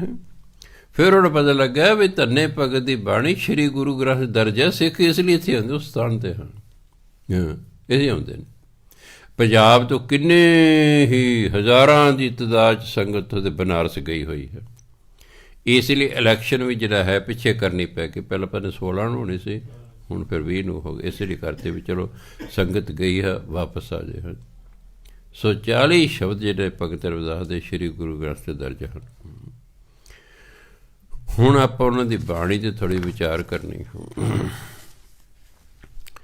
ਭਗਤ ਰਵਿਦਾਸ ਜੀ ਲਿਖਦੇ ਨੇ, ਤੁਮ ਚੰਦਨ ਹਮ ਇਰੰਡ ਵਾਪਰੇ, ਸੰਗ ਤੁਮਾਰੇ ਬਸ, ਨੀਚ ਰੂਖ ਤੇ ਊਂਚ ਭਏ ਹੈ, ਗੰਧ ਸੁਗੰਧ ਨਿਵਸ। ਹੇ ਪਰਮਾਤਮਾ ਤੁਸੀਂ ਚੰਦਨ ਹੋ, ਅਸੀਂ ਤਾਂ ਨਿਮਾਣੇ ਜੇ ਇਰੰਡੀ ਦੇ ਦਰਖਤ ਹਾਂ। ਕਿ ਜੇ ਇਰੰਡੀ ਦਾ ਦਰਖਤ ਹੈ ਰਾਜਸਥਾਨ 'ਚ ਜਾਂ ਮਾਰੂਥਲ ਦੇ ਇਲਾਕੇ 'ਚ ਇਹ ਹੁੰਦਾ ਹੈ, ਸਧਾਰਨ ਜਿਹਾ ਬੂਟਾ ਹੈ। ਤੁਸੀਂ ਤਾਂ ਕਦੇ ਚੰਦਨ ਹੋ ਅਤੇ ਮੈਂ ਤਾਂ ਇਰੰਡੀ ਦੇ ਬੂਟੇ ਵਰਗਾ ਹਾਂ। ਸੰਗਤ ਮਾਰੇ ਬਸ, ਪਰ ਮੈਨੂੰ ਤੁਹਾਡੀ ਸੰਗਤ ਪ੍ਰਾਪਤ ਹੋ ਗਈ ਹੈ। ਮੈਂ ਤੁਹਾਡੇ ਨੇੜੇ ਉਕ ਪਿਆ ਕਹਿੰਦਾ। ਨੀਚ ਰੂਖ ਤੇ ਊਂਚ ਪਏ ਹੈ, ਮੈਂ ਇੱਕ ਸਧਾਰਨ ਦਰਖਤ ਸੀ, ਹੁਣ ਮੈਂ ਵੀ ਉੱਚਾ ਹੋ ਗਿਆ। ਕਿਉਂ? ਗੰਧ ਸੁਗੰਧ ਨਿਵਸ, ਤੁਹਾਡੀ ਜਿਹੜੀ ਸੁਗੰਧੀ ਹੈ ਉਹ ਮੇਰੇ 'ਚ ਵੜ ਗਈ ਹੈ, ਮੇਰੇ 'ਚ ਪ੍ਰਵੇਸ਼ ਕਰ ਗਈ ਹੈ। ਮੈਂ ਵੀ ਸੁਗੰਧਿਤ ਹੋ ਗਿਆ। ਕਹਿੰਦੇ ਮੈਂ ਵੀ ਸੁਗੰਧਿਤ ਹੋ ਗਿਆ। ਤੁਹਾਡੀ ਸੁਗੰਧੀ ਮੇਰੇ 'ਚ ਪ੍ਰਵੇਸ਼ ਕਰ ਗਈ। ਕਿਉਂ? ਮੈਂ ਤੁਹਾਡੇ ਨੇੜੇ ਉੱਗਿਆ ਹੋਇਆ ਹਾਂ। ਬਾਣੀ ਕਹਿੰਦੀ ਹੈ ਚੰਦਨ ਦਾ ਸਿਰਫ ਇੱਕ ਦਰਖਤ 'ਤੇ ਅਸਰ ਨਹੀਂ ਹੈ, ਬਾਕੀ ਸਭ 'ਤੇ ਹੁੰਦਾ ਹੈ। ਬਾਂਸ 'ਤੇ ਚੰਦਨ ਦਾ ਕੋਈ ਅਸਰ ਨਹੀਂ। ਬਾਂਸ ਉਹਦੀ ਸੁਗੰਧੀ ਪ੍ਰਾਪਤ ਨਹੀਂ ਕਰਦਾ, ਨਹੀਂ ਬਾਕੀ 99% ਦਰਖਤਾਂ 'ਤੇ ਚੰਦਨ ਦੀ ਖੁਸ਼ਬੂ ਦਾ ਅਸਰ ਹੁੰਦਾ। ਜਿਹੜਾ ਵੀ ਚੰਦਨ ਦੇ ਨੇੜੇ ਦਰਖਤ ਹੈ ਉਸ ਦੇ ਵਿੱਚੋਂ ਵੀ ਖੁਸ਼ਬੂ ਆਉਣ ਲੱਗ ਜਾਵੇਗੀ। ਭਾਵ ਸਤ ਸੰਗਤ ਦਾ ਇੰਨਾ ਅਸਰ ਹੈ। ਕਿਹੋ ਜਿਹਾ ਇਨਸਾਨ ਕਿਉਂ ਨਾ ਹੋਵੇ, ਜਦੋਂ ਲਗਾਤਾਰ ਸਤ ਸੰਗਤ ਕਰਦਾ ਰਹਿੰਦਾ ਉਹਦੇ 'ਚ ਉਹੀ ਗੁਣ ਪ੍ਰਵੇਸ਼ ਕਰ ਜਾਂਦੇ ਨੇ। ਜਦੋਂ ਆਪਾਂ ਪਰਮਾਤਮਾ ਦੀ ਸੰਗਤ ਕਰਦੇ ਹਾਂ, ਗੁਰੂ ਦੀ ਸੰਗਤ ਤੁਹਾਨੂੰ ਪਤਾ ਹੋਣਾ ਅਲਗਾ ਪਰਮਾਤਮਾ ਦੀ ਕਿਵੇਂ ਸੰਗਤ ਹੁੰਦੀ ਹੈ। ਜੇ ਤੁਸੀਂ ਵਾਹਿਗੁਰੂ ਵਾਹਿਗੁਰੂ ਕਰੋ ਨਾ, ਇਹ ਪਰਮਾਤਮਾ ਦੀ ਸੰਗਤ ਹੋ ਰਹੀ ਹੈ। ਫਿਰ ਪਵਾ ਦੇਣਾ ਕੀਮਤ ਬੰਦੇ ਦੀ। ਪਰਮਾਤਮਾ ਵਾਲੇ ਗੁਣ ਤੁਹਾਡੇ 'ਚ ਪ੍ਰਵੇਸ਼ ਕਰ ਜਾਣ। ਜਿਵੇਂ ਅਰਿੰਡੀ ਦੇ ਦਰਖਤ ਵਿੱਚ ਚੰਦਨ ਵਾਲੇ ਗੁਣ ਪ੍ਰਵੇਸ਼ ਕਰ ਗਏ, ਸੁਗੰਧੀ ਪ੍ਰਵੇਸ਼ ਕਰ ਗਈ। ਜੋ ਤੁਸੀਂ ਵਾਹਿਗੁਰੂ ਵਾਹਿਗੁਰੂ ਵਾਹਿਗੁਰੂ ਕਰਦੇ ਹੋ, ਵਾਹਿਗੁਰੂ ਦੀ ਸੰਗਤ ਕਰ ਰਹੇ ਹੋ, ਸਮਾਂ ਪਾ ਕੇ ਵਾਹਿਗੁਰੂ ਵਾਲੇ ਗੁਣ ਤੁਹਾਡੇ 'ਚ ਪ੍ਰਵੇਸ਼ ਕਰ ਜਾਂਦੇ ਅਤੇ ਤੁਸੀਂ ਗੁਣਵਾਨ ਹੋ ਜਾਂਦੇ ਹੋ। ਉਦਾਹਰਨਾਂ ਦਿੱਤੀ ਉਹਨਾਂ ਨੇ ਤਾਂ ਜੋ ਗੱਲ ਨੂੰ ਆਮ ਲੋਕਾਂ ਨੂੰ ਸਮਝ ਆ ਜਾਏ ਵੀ ਕਿਵੇਂ ਜਿਹੜਾ ਫਰਕ ਪੈਂਦਾ ਸੰਗਤ ਦਾ। ਫਿਰ ਕਹਿੰਦੇ ਹੋ ਸਾਧ ਸੰਗਤ ਬਿਨਾ ਭਾਉ ਨਹੀਂ ਉਪਜੈ। ਇੱਕ ਹੁੰਦਾ ਭਾਉ, ਹੁੰਦਾ ਡਰ, ਇੱਕ ਹੁੰਦਾ ਭਾਉ ਭਾਵੇਂ ਨੂੰ ਕਰਨੇ ਨਾਲ ਹੁੰਦਾ ਪਿਆਰ। ਸਾਧ ਸੰਗਤ ਬਿਨਾ ਭਾਉ ਨਹੀਂ ਉਪਜੈ। ਸਤ ਸੰਗਤ ਤੋਂ ਬਿਨਾ ਪਰਮਾਤਮਾ ਨੂੰ ਪਿਆਰ ਹੀ ਨਹੀਂ ਪੈਦਾ ਹੁੰਦਾ। ਸਤ ਸੰਗਤ ਤੋਂ ਬਿਨਾ ਪਰਮਾਤਮਾ ਨਾਲ ਪਿਆਰ ਹੀ ਨਹੀਂ ਪੈਦਾ ਹੁੰਦਾ। ਕਹਿੰਦੇ ਭਾਵ ਬਿਨ ਭਗਤ ਨਹੀਂ ਹੋਏ ਤੇਰੀ, ਅਤੇ ਪਿਆਰ ਤੋਂ ਬਿਨਾਂ ਤੇਰੀ ਭਗਤੀ ਨਹੀਂ ਹੋ ਸਕਦੀ। ਪ੍ਰੇਮਾ ਭਗਤੀ ਇਸ ਲਈ ਕਹਿੰਦੇ ਨੇ। ਕਹਿੰਦੇ ਸਾਧੂਆਂ ਜਾਂ ਗੁਰੂ ਦੀ ਸੰਗਤ ਤੋਂ ਬਿਨਾਂ ਅੰਦਰ ਜਿਹੜਾ ਹੈ ਪਿਆਰ ਪੈਦਾ ਨਹੀਂ ਹੁੰਦਾ ਪਰਮਾਤਮਾ ਪ੍ਰਤੀ, ਅਤੇ ਪਿਆਰ ਤੋਂ ਬਿਨਾਂ ਪਰਮਾਤਮਾ ਦੀ ਭਜਨ ਬੰਦਗੀ ਨਹੀਂ ਹੁੰਦੀ। ਤਾਂ ਫਿਰ ਕੀ ਚਾਹੀਦਾ? ਸਤ ਸੰਗਤ ਕਰਨੀ। ਆਪ ਜੀ ਇਸ ਵੇਲੇ ਸਤਸੰਗ ਕਰ ਰਹੇ ਹੋ, ਕਰਦੇ ਰਹੋ ਕਰਦੇ ਰਹੋ। ਅੱਜ ਇੱਕ ਬੀਬੀ ਆਈ ਸੀ, ਉਹ ਆਸਟ੍ਰੇਲੀਆ 'ਚ ਰਹਿੰਦੀ ਹੈ। ਕਹਿੰਦੇ ਬਾਬਾ ਜਦੋਂ ਮੈਂ ਤੁਹਾਡੀ ਕਥਾ ਸ਼ੁਰੂ ਕੀਤੀ ਸੁਣਨੀ, ਮੇਰਾ ਤਾਂ ਜੀਵਨ ਹੀ ਬਦਲ ਗਿਆ ਹੈ। ਸਤ ਸੰਗਤ ਕਰ ਰਹੀ ਹੈ। ਭਾਵੇਂ ਬੋਲ ਮੈਂ ਰਿਹਾ, ਪਰ ਮੈਂ ਤਾਂ ਗੁਰੂ ਦੀ ਗੱਲ ਹੀ ਬੋਲ ਰਿਹਾ ਨਾ। ਐਸੇ ਮੈਂ ਕਿਹੜਾ ਕੋਈ ਆਪਣੇ ਵੱਲੋਂ ਕੋਈ ਗੱਲਾਂ ਕਰ ਰਿਹਾ। ਅਸਰ ਹੋਣਾ ਹੀ ਹੋਣਾ। ਕਹਿੰਦੇ ਮੈਂ ਉਹ ਬੈਠ ਕੇ ਸੁਣਦੀ ਹਾਂ ਜੀ। ਉਹਦੀ ਮਾਂ ਵੀ ਕਹਿੰਦੀ ਪੱਕੀ ਹੈ ਜੀ, ਬਸ ਇਹਨੇ ਸੁਣਨੀ ਸੁਣੀ, ਸਾਰੇ ਕੰਮ ਛੱਡ ਗਏ, ਕਥਾ ਸੁਣਨੀ ਇਹਨੇ 7 ਤੋਂ 8 ਆਸਟ੍ਰੇਲੀਆ 'ਚ ਬੈਠੇ ਸੁਣ ਰਹੇ ਨੇ। ਕਹਿੰਦੇ ਸਾਨੂੰ ਤਾਂ ਮੇਰਾ ਤਾਂ ਜੀਵਨ ਹੀ ਕਹਿੰਦੇ ਬਦਲ ਗਿਆ ਕਥਾ ਸੁਣ ਕੇ। ਸੋ ਇਸ ਲਈ ਸਤ ਸੰਗਤ ਜ਼ਰੂਰੀ ਹੈ। ਦੂਜਾ ਇਹ ਫਾਇਦਾ, ਜਦੋਂ ਅਸੀਂ ਸਤ ਸੰਗਤ ਕਰਦੇ ਹਾਂ ਕੁਸੰਗਤ ਆਪੇ ਛੁੱਟ ਜਾਂਦੀ ਹੈ। ਤੁਸੀਂ ਆਪਣੇ ਬੱਚਿਆਂ ਨੂੰ ਸਤਸੰਗ 'ਚ ਲਿਆਉਂਦੇ ਨਹੀਂ, ਇਸ ਲਈ ਕੁਸੰਗਤ ਚਲੇ ਜਾਂਦੇ ਨੇ। ਉਹਨੂੰ ਕਿਤੇ ਤਾਂ ਜਾਣਾ। ਇਨਸਾਨ ਘਰ ਬੈਠਾ ਨਹੀਂ ਰਹਿ ਸਕਦਾ, ਉਹ ਕਿਤੇ ਨਾ ਕਿਤੇ ਜ਼ਰੂਰ ਜਾਊ। ਇਕੱਲੇ ਦਾ ਜੀਅ ਹੀ ਨਹੀਂ ਲੱਗਦਾ। ਮੈਂ ਇੱਕ ਵਾਰੀ ਸੋਚਦਾ ਜੀ, ਮੰਨ ਲਓ ਮੈਂ ਇੱਥੇ ਇਕੱਲੇ ਹੀ ਹੁੰਦਾ, ਬਿਲਕੁਲ ਕੋਈ ਆਉਂਦਾ ਹੀ ਨਾ, ਉਸਦਾ ਮੇਰੇ ਲਈ ਇਕੱਲਾ ਰਹਿਣਾ ਮੁਸ਼ਕਿਲ ਹੋ ਜਾਂਦਾ। ਮੈਂ ਕਿਸੇ ਰਿਸ਼ਤੇਦਾਰ ਕੋਲ ਚਲੇ ਜਾਣਾ ਸੀ, ਵੀ ਇਕੱਲਾ ਇਕੱਲਾ ਕੀ ਕਰੇਗਾ। ਇੱਥੇ ਤਾਂ ਰੌਣਕ ਲੱਗੀ ਰਹਿੰਦੀ, ਇਸ ਲਈ ਮੈਨੂੰ ਮਹਿਸੂਸ ਹੀ ਨਹੀਂ ਹੁੰਦਾ ਮੈਂ ਇਕੱਲਾ। ਅਖੰਡ ਪਾਠ ਦਿਨ ਰਾਤ ਚੱਲਦੇ ਰਹਿੰਦੇ, 4 ਆਏ 4 ਗਏ। ਬੂਹਾ ਖੁੱਲ੍ਹਾ ਹੁਣ ਕਰਕੇ ਅਗਲਾ ਵੇ ਮਿਲਣ ਅੰਦਰ ਆ ਜਾਂਦਾ ਹੈ ਜੀ। ਕੋਈ ਨਾ ਕੋਈ ਆਏ ਹੀ ਰਹਿੰਦਾ ਹੈ। 4 ਤੋਂ 5 ਤਾਂ ਵੈਸੇ ਹੀ ਰੌਣਕ ਰਹਿੰਦੀ, ਸੰਗਤ ਵੈਸੇ ਹੀ ਆਉਂਦੀ ਅਰਦਾਸਾਂ ਕਰਾਉਣ ਲਈ। ਇਸ ਲਈ ਮਨੁੱਖ ਹੈ ਸਮਾਜਿਕ ਪ੍ਰਾਣੀ, ਉਹ ਇਕੱਲਾ ਨਹੀਂ ਰਹਿ ਸਕਦਾ, ਉਹਨੂੰ ਦੂਜਿਆਂ ਦੀ ਲੋੜ ਹੁੰਦੀ ਹੈ। ਇਸ ਲਈ ਮਨੁੱਖ ਨੇ ਕਿਤੇ ਨਾ ਕਿਤੇ ਤਾਂ ਜਾਣਾ, ਅਤੇ 2 ਹੀ ਸੰਗਤਾਂ ਨੇ, ਜਾਂ ਸਤ ਸੰਗਤ ਜਾਂ ਕੁਸੰਗਤ ਹੈ। ਅਗਰ ਤੁਹਾਡੇ ਬੱਚੇ ਜਾਂ ਜਿਹੜਾ ਤੁਸੀਂ ਵੇਖਦੇ ਕੁਸੰਗੀ ਹੋ ਗਏ ਨੇ, ਉਹਦਾ ਇੱਕੋ ਹੀ ਕਾਰਨ ਹੈ ਕਿ ਨਾ ਉਹ ਆਪ ਸਤਸੰਗ 'ਚ ਆਏ, ਨਾ ਆਪਣੇ ਬੱਚਿਆਂ ਨੂੰ ਲਿਆਏ। ਕਈ ਆਪ ਆ ਜਾਂਦੇ, ਆਪਣੇ ਬੱਚਿਆਂ ਨੂੰ ਨਹੀਂ ਲਿਆਉਂਦੇ, ਉਹਨਾਂ ਮਗਰ ਮੌਜ ਹੁੰਦੀ ਹੈ ਵੀ ਬਾਪੂ ਬੇਬੇ ਤਾਂ ਇੰਨੇ ਵਜੇ ਲੱਗੇ ਹੈ ਹੀ ਨਹੀਂ, ਆਪਾਂ ਜੋ ਮਰਜ਼ੀ ਮਗਰ ਕਰੀ ਜਾਓ। ਹੁਣ ਤਾਂ ਪੱਕਾ ਪਤਾ ਲੱਗ ਗਿਆ ਵੀ 6:45 ਵਜੇ ਬਾਪੂ ਗਿਆ, ਹੁਣ 8 ਵਜੇ ਮੁੱਕੂ, 8:15 ਤੋਂ ਪਹਿਲਾਂ ਨਹੀਂ ਹੁੰਦਾ, 1.5 ਘੰਟਾ ਹੈਗਾ, ਜੋ ਮਰਜ਼ੀ ਕਰੀ ਜਾਓ। ਅਗਰ ਤੁਹਾਡੇ 'ਚੋਂ ਕਿਸੇ ਦਾ ਬੱਚਾ ਵਿਗੜ ਗਿਆ, ਉਹਦੇ ਕਸੂਰਵਾਰ ਤੁਸੀਂ ਹੋ। ਨਾ ਤੁਸੀਂ ਆਪ ਸੰਗਤ ਕੀਤੀ, ਨਾ ਉਹਨਾਂ ਨੂੰ ਲਿਆਂਦਾ। ਛੋਟਿਆਂ ਉਹਨਾਂ ਨੂੰ ਲਿਆਂਦਾ ਨਹੀਂ, ਵੱਡੇ ਹੁਣ ਆਉਂਦੇ ਨਹੀਂ, ਹੁਣ ਉਹ ਤੁਹਾਡੀ ਕੀ ਪਰਵਾਹ ਕਰਦੇ ਨੇ? ਹਾਂ, ਉਹ ਤੇਰੀ ਸੁਣਦੇ ਹੀ ਨਹੀਂ, ਕਹੀ ਜਾਓ। ਹੁਣ ਬੱਚਾ ਨਹੀਂ, ਬੱਚਾ ਤੁਹਾਡਾ ਬਾਪੂ ਹੈ। ਤੁਸੀਂ ਤਾਂ ਉਹਦੇ ਨੌਕਰ ਹੋ। ਤੁਸੀਂ ਆਪਣੇ ਬੱਚਿਆਂ ਦੇ ਹੁਣ ਨੌਕਰ ਹੋ। ਜਿਵੇਂ ਉਹ ਕਹਿੰਦੇ ਨੇ ਤੁਹਾਨੂੰ ਮੰਨਣਾ ਪਊਗਾ। ਅੱਜ ਮੰਨ ਲਓ, ਕੱਲ੍ਹ ਨੂੰ ਮੰਨੋ, ਆਪਣੀ ਗੱਲ ਮਨਾ ਕੇ ਹਟਣੀ ਤੁਹਾਡੇ ਤੋਂ। ਕੁੜੀ ਕਹਿੰਦੀ ਮੈਂ ਤਾਂ ਫਲਾਣਾ ਵਿਆਹ ਕਰਾਉਣਾ, ਤੁਹਾਡੀ ਕੀ ਤਾਕਤ ਹੈ? ਨਾ ਕਰੋ। 6 ਮਹੀਨੇ ਬਾਅਦ, ਸਾਲ ਬਾਅਦ ਹਥਿਆਰ ਸੁੱਟ ਦੋਗੇ, ਫਿਰ ਬੱਚੇ ਦੀ ਚੱਲੀ ਨਾ, ਤੁਸੀਂ ਨੌਕਰੀ ਰਹਿ ਗਏ ਨਾ, ਤੁਸੀਂ ਤਾਂ ਖਰਚਾ ਕਰਨ ਵਾਲੇ ਰਹਿ ਗਏ। ਆਪ ਵੀ ਸਤਸੰਗ 'ਚ ਆਓ, ਬੱਚਿਆਂ ਨੂੰ ਵੀ ਲਿਆਓ, ਜੇ ਤੁਸੀਂ ਚਾਹੁੰਦੇ ਤੁਹਾਡੇ ਬੱਚੇ ਸੁਧਰੇ ਰਹਿਣ।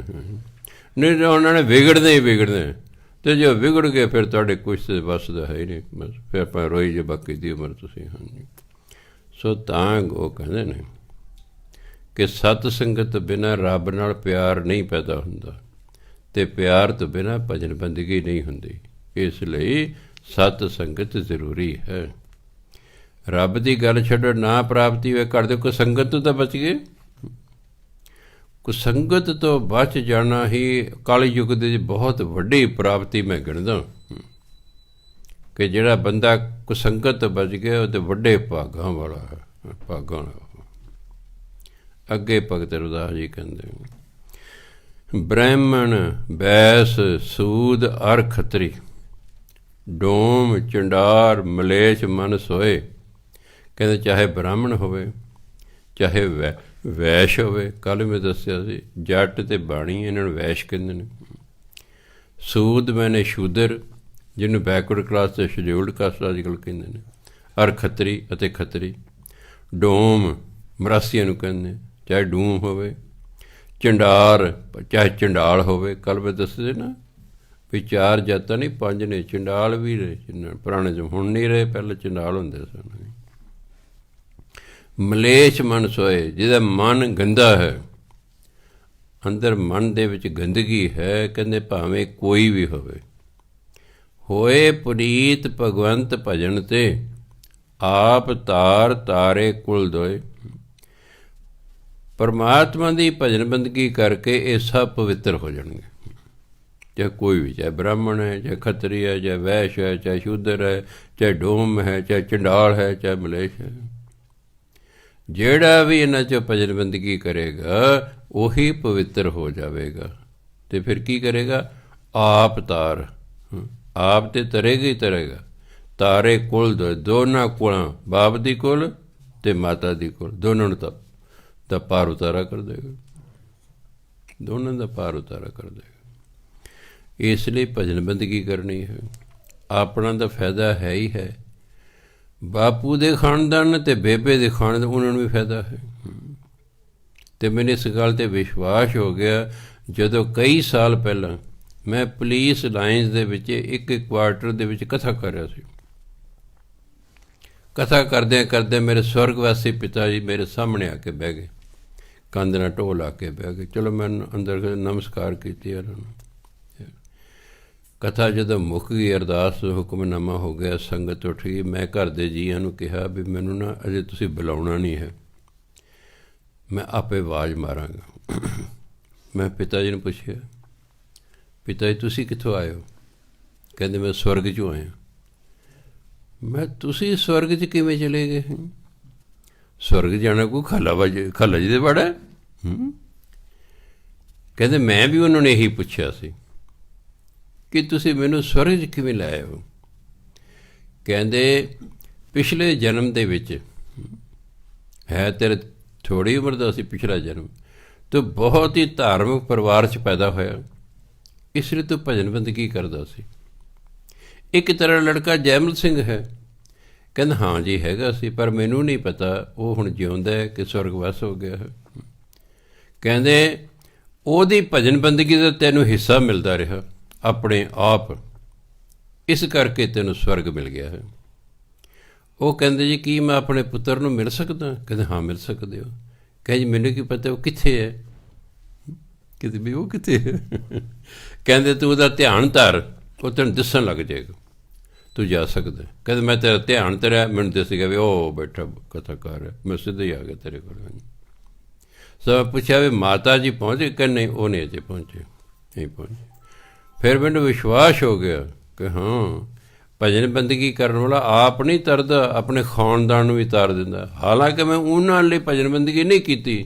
ਇੱਕ ਤਾਂ ਹੁੰਦਾ ਮੈਂ ਕੁਝ ਪਾਠ ਕਰਕੇ ਅਰਦਾਸ ਕਰਦਾ ਵੀ ਮੇਰੇ ਪਿਤਾ ਦੀ ਆਤਮਾ ਦਾ ਕਲਿਆਣ ਹੋਵੇ, ਨਹੀਂ। ਇਹੀ ਕਾਰਨ ਹੈ ਕਿ ਜਦੋਂ ਮੇਰੀ ਮਿਸਿਸ ਬਿਮਾਰ ਹੋਈ, ਮੈਨੂੰ ਸੰਤ ਸੀਤਲ ਸਿੰਘ ਜੀ ਕਹਿੰਦੇ ਇਹਨੇ ਠੀਕ ਨਹੀਂ ਹੋਣਾ, ਹੁਣ ਤੂੰ ਇਹਦੇ ਲਈ ਹਰ ਹਫ਼ਤੇ ਇੱਕ ਅਖੰਡ ਪਾਠ ਕਰਾ, ਜਿੰਨਾ ਸਮਾਂ ਇਹ ਜਿਉਂਦੀ ਹੈ, ਹਰ ਹਫ਼ਤੇ ਇੱਕ। ਮੈਂ ਮਹਾਰਾਜ ਜੀ ਅਰਦਾਸ ਕੀ ਕਰਨੀ ਹੈ? ਕਹਿੰਦੇ ਅਰਦਾਸ ਕਰਨੀ ਹੈ ਇਹਦਾ ਜਿਉਂਦੇ ਜੀ ਇਹਦੀ ਆਤਮਾ ਦਾ ਕਲਿਆਣ ਹੋਵੇ। 63ਵੇਂ ਅਖੰਡ ਪਾਠ ਦਾ ਭੋਗ ਪਿਆ ਸੀ ਜਿਸ ਦਿਨ ਉਹਨੇ ਸਰੀਰ ਤਿਆਗਿਆ। ਤਾਂ ਦੇਖੋ ਮੌਜਾਂ ਕਰਦੀ, ਜੋ ਜੀ ਕਰਦਾ ਆ ਜਾਂਦੀ ਹੈ, ਮੈਨੂੰ ਮਿਲ ਗਲ ਜਾਂਦੀ ਹੈ, ਚਲੇ ਜਾਂਦੀ, ਜਿਹਦੇ ਜੀ ਕਰਦਾ ਜਿਹਦੇ ਘਰ ਚੱਕਰ ਮਾਰ ਆਉਂਦੀ ਹੈ ਨਾ ਮੌਜਾਂ। ਕਿਉਂ? ਕਿ ਮੈਨੂੰ ਵਿਸ਼ਵਾਸ ਹੋ ਗਿਆ ਇਸ ਗੱਲ ਦਾ ਹੈ ਬਈ ਜੇ ਮੇਰੀ ਭਜਨ ਬੰਦਗੀ ਕੀਤੀ ਦਾ ਫਲ ਮੇਰੇ ਪਿਤਾ ਨੂੰ ਆਪਣੇ ਆਪ ਹੀ ਮਿਲਦਾ ਰਿਹਾ ਸੀ, ਤਾਂ ਫਿਰ ਮੈਂ ਆਪਣੀ ਮਿਸਿਸ ਲਈ ਅਖੰਡ ਪਾਠ ਕਰਾ ਦਿੰਦਾ। ਮੈਨੂੰ ਕੀ ਹੈ? ਦਾਤੇ ਨੇ ਮੈਨੂੰ ਬਥੇਰੀ ਮਾਇਆ ਦਿੱਤੀ ਹੈ, ਮੈਂ ਤਾਂ ਇੱਥੇ ਅਖੰਡ ਪਾਠ ਕਰਾਉਣੇ ਸ਼ੁਰੂ ਕਰਤੇ। ਜਦੋਂ ਸਵਰਗਵਾਸ ਹੋ ਗਏ ਮਹਾਂਪੁਰਖ ਫੇਰ ਪ੍ਰਗਟ ਹੋ ਗਏ। ਮੈਂ ਜੀ ਹੁਣ ਕੀ ਹੁਕਮ ਹੈ? ਕਹਿੰਦੇ ਹੁਣ ਹਰ ਮਹੀਨੇ 2 ਅਖੰਡ ਪਾਠ ਕਰਾਉਣੇ, ਜਿੰਨਾ ਸਮਾਂ ਤੂੰ ਜਿਉਂਦਾ। ਬੇਬੀ ਲਈ ਕਰਨੇ ਵੀ ਉਹ ਜਿੱਥੇ ਵੀ ਹੈ ਉਹਦੀ ਆਤਮਾ ਦਾ ਆਤਮਿਕ ਅਵਸਥਾ ਹੋਰ ਉੱਚੀ ਹੋਵੇ। ਇਹ ਕਹਿੰਦਾ ਬੀਵੀ ਸੁਰਜੀਤ ਕੌਰ ਢਿੱਲੋਂ ਜਿੱਥੇ ਵੀ ਹੈ ਉਹਦੀ ਆਤਮਿਕ ਅਵਸਥਾ ਹੋਰ ਉੱਚੀ ਹੋਵੇ, ਬਸ ਇਹ ਕਰਨੀ। ਉਦੋਂ ਦੇ ਚੱਲ ਰਹੇ ਹੁਣ 4.5 ਸਾਲ ਹੋ ਗਏ ਨੇ। 16 ਸਾਲ ਤੁਸੀਂ ਦੇਖ ਲਓ ਸਾਲ ਦੀ ਕਿੰਨੇ ਹੋ ਗਏ ਬਈ? 24, 4, 96 ਅਤੇ 12, 100 ਤੋਂ ਉੱਪਰ ਟੱਪ ਗਿਆ ਹੈ। ਜਿਹਦੇ ਲਈ 150 ਤੋਂ ਵੱਧ ਅਖੰਡ ਪਾਠ ਹੋ ਜਾਣ ਉਹਦਾ ਕਲਿਆਣ ਤਾਂ ਹੋਣਾ ਹੀ ਹੋਣਾ। ਇਸ ਲਈ ਤਾਂ ਮੈਂ ਕਈ ਵਾਰੀ ਸੰਗਤ ਨੂੰ ਕਹਿਣਾ ਹੁੰਦਾ ਕਿ ਆਪਣੇ ਜਿਹੜੇ ਸਵਰਗਵਾਸ ਹੋ ਗਏ ਨੇ ਵੱਡੇ ਵਡੇਰੇ, ਉਹਨਾਂ ਦੇ ਭਲੇ ਲਈ ਸਾਲ 'ਚ ਇੱਕ ਵਾਰੀ ਜ਼ਰੂਰ ਅਖੰਡ ਪਾਠ ਕਰਾ ਦਿਆ ਕਰੋ। ਉਸ ਰੂਹ ਦਾ ਭਲਾ ਹੁੰਦਾ ਹੈ, ਉਹ ਬਾਣੀ ਉਸ ਨੂੰ ਲੱਗਦੀ ਹੈ। ਤਾਂ ਭਗਤ ਰਵਿਦਾਸ ਜੀ ਕਹਿੰਦੇ ਜਾਤ ਦੀ ਕੋਈ ਗੱਲ ਨਹੀਂ, ਕਿਸੇ ਵੀ ਜਾਤੀ ਦਾ ਹੋਵੇ, ਜਿਹੜਾ ਵੀ ਪਰਮਾਤਮਾ ਦਾ ਨਾਮ ਜਪੇਗਾ ਉਹ ਪਵਿੱਤਰ ਹੋ ਜਾਏਗਾ, ਉਹ ਆਪ ਵੀ ਤਰੇਗਾ ਅਤੇ ਆਪਣੇ ਪਰਿਵਾਰ ਨੂੰ ਵੀ ਤਾਰੇਗਾ। ਅੱਗੇ ਕਹਿੰਦੇ ਕੂਪ ਭਰਿਓ ਜੈਸੇ ਦਾਦਰਾਂ, ਕਛ ਦੇਸ ਵਿਦੇਸ ਨ ਬੂਝ। ਕੂਪ ਹਿੰਦੀ ਦੇ ਸ਼ਬਦ ਹੈ ਖੂਹ, ਕਿਉਂਕਿ ਭਗਤ ਤਾਂ ਪੰਜਾਬ ਦੇ ਹੈ ਨਹੀਂ ਸਨ, ਇਹਨਾਂ ਤਾਂ ਫਿਰ ਹਿੰਦੀ ਲਿਖੀ। ਭਗਤ ਜੈਦੇਵ ਜੀ ਬੰਗਾਲ ਦੇ ਸਨ, ਉਹਨੇ ਬੰਗਾਲੀ ਲਿਖੀ। ਜਿੱਥੋਂ ਜਿੱਥੋਂ ਦੱਸੀ ਕੂਸਤੇ ਦਾ ਉਹਨੇ ਲਿਖਣਾ ਸੀ। ਕੂਪ ਖੂਹ ਨੂੰ ਕਹਿੰਦੇ। ਅੱਜ ਟਿਊਬਵੈੱਲ ਹੈ ਨਾ, ਇਹਨੂੰ ਹਿੰਦੀ ਕਹਿੰਦੇ ਨਲਕੂਪ। ਨਲਕੂਪ ਉਹ ਖੂਹ ਜਿਹਨੂੰ ਪਾਈਪ ਲੱਗੀ ਹੋਈ ਹੈ। ਕੂਪ ਮੈਨੇ ਖੂਹ।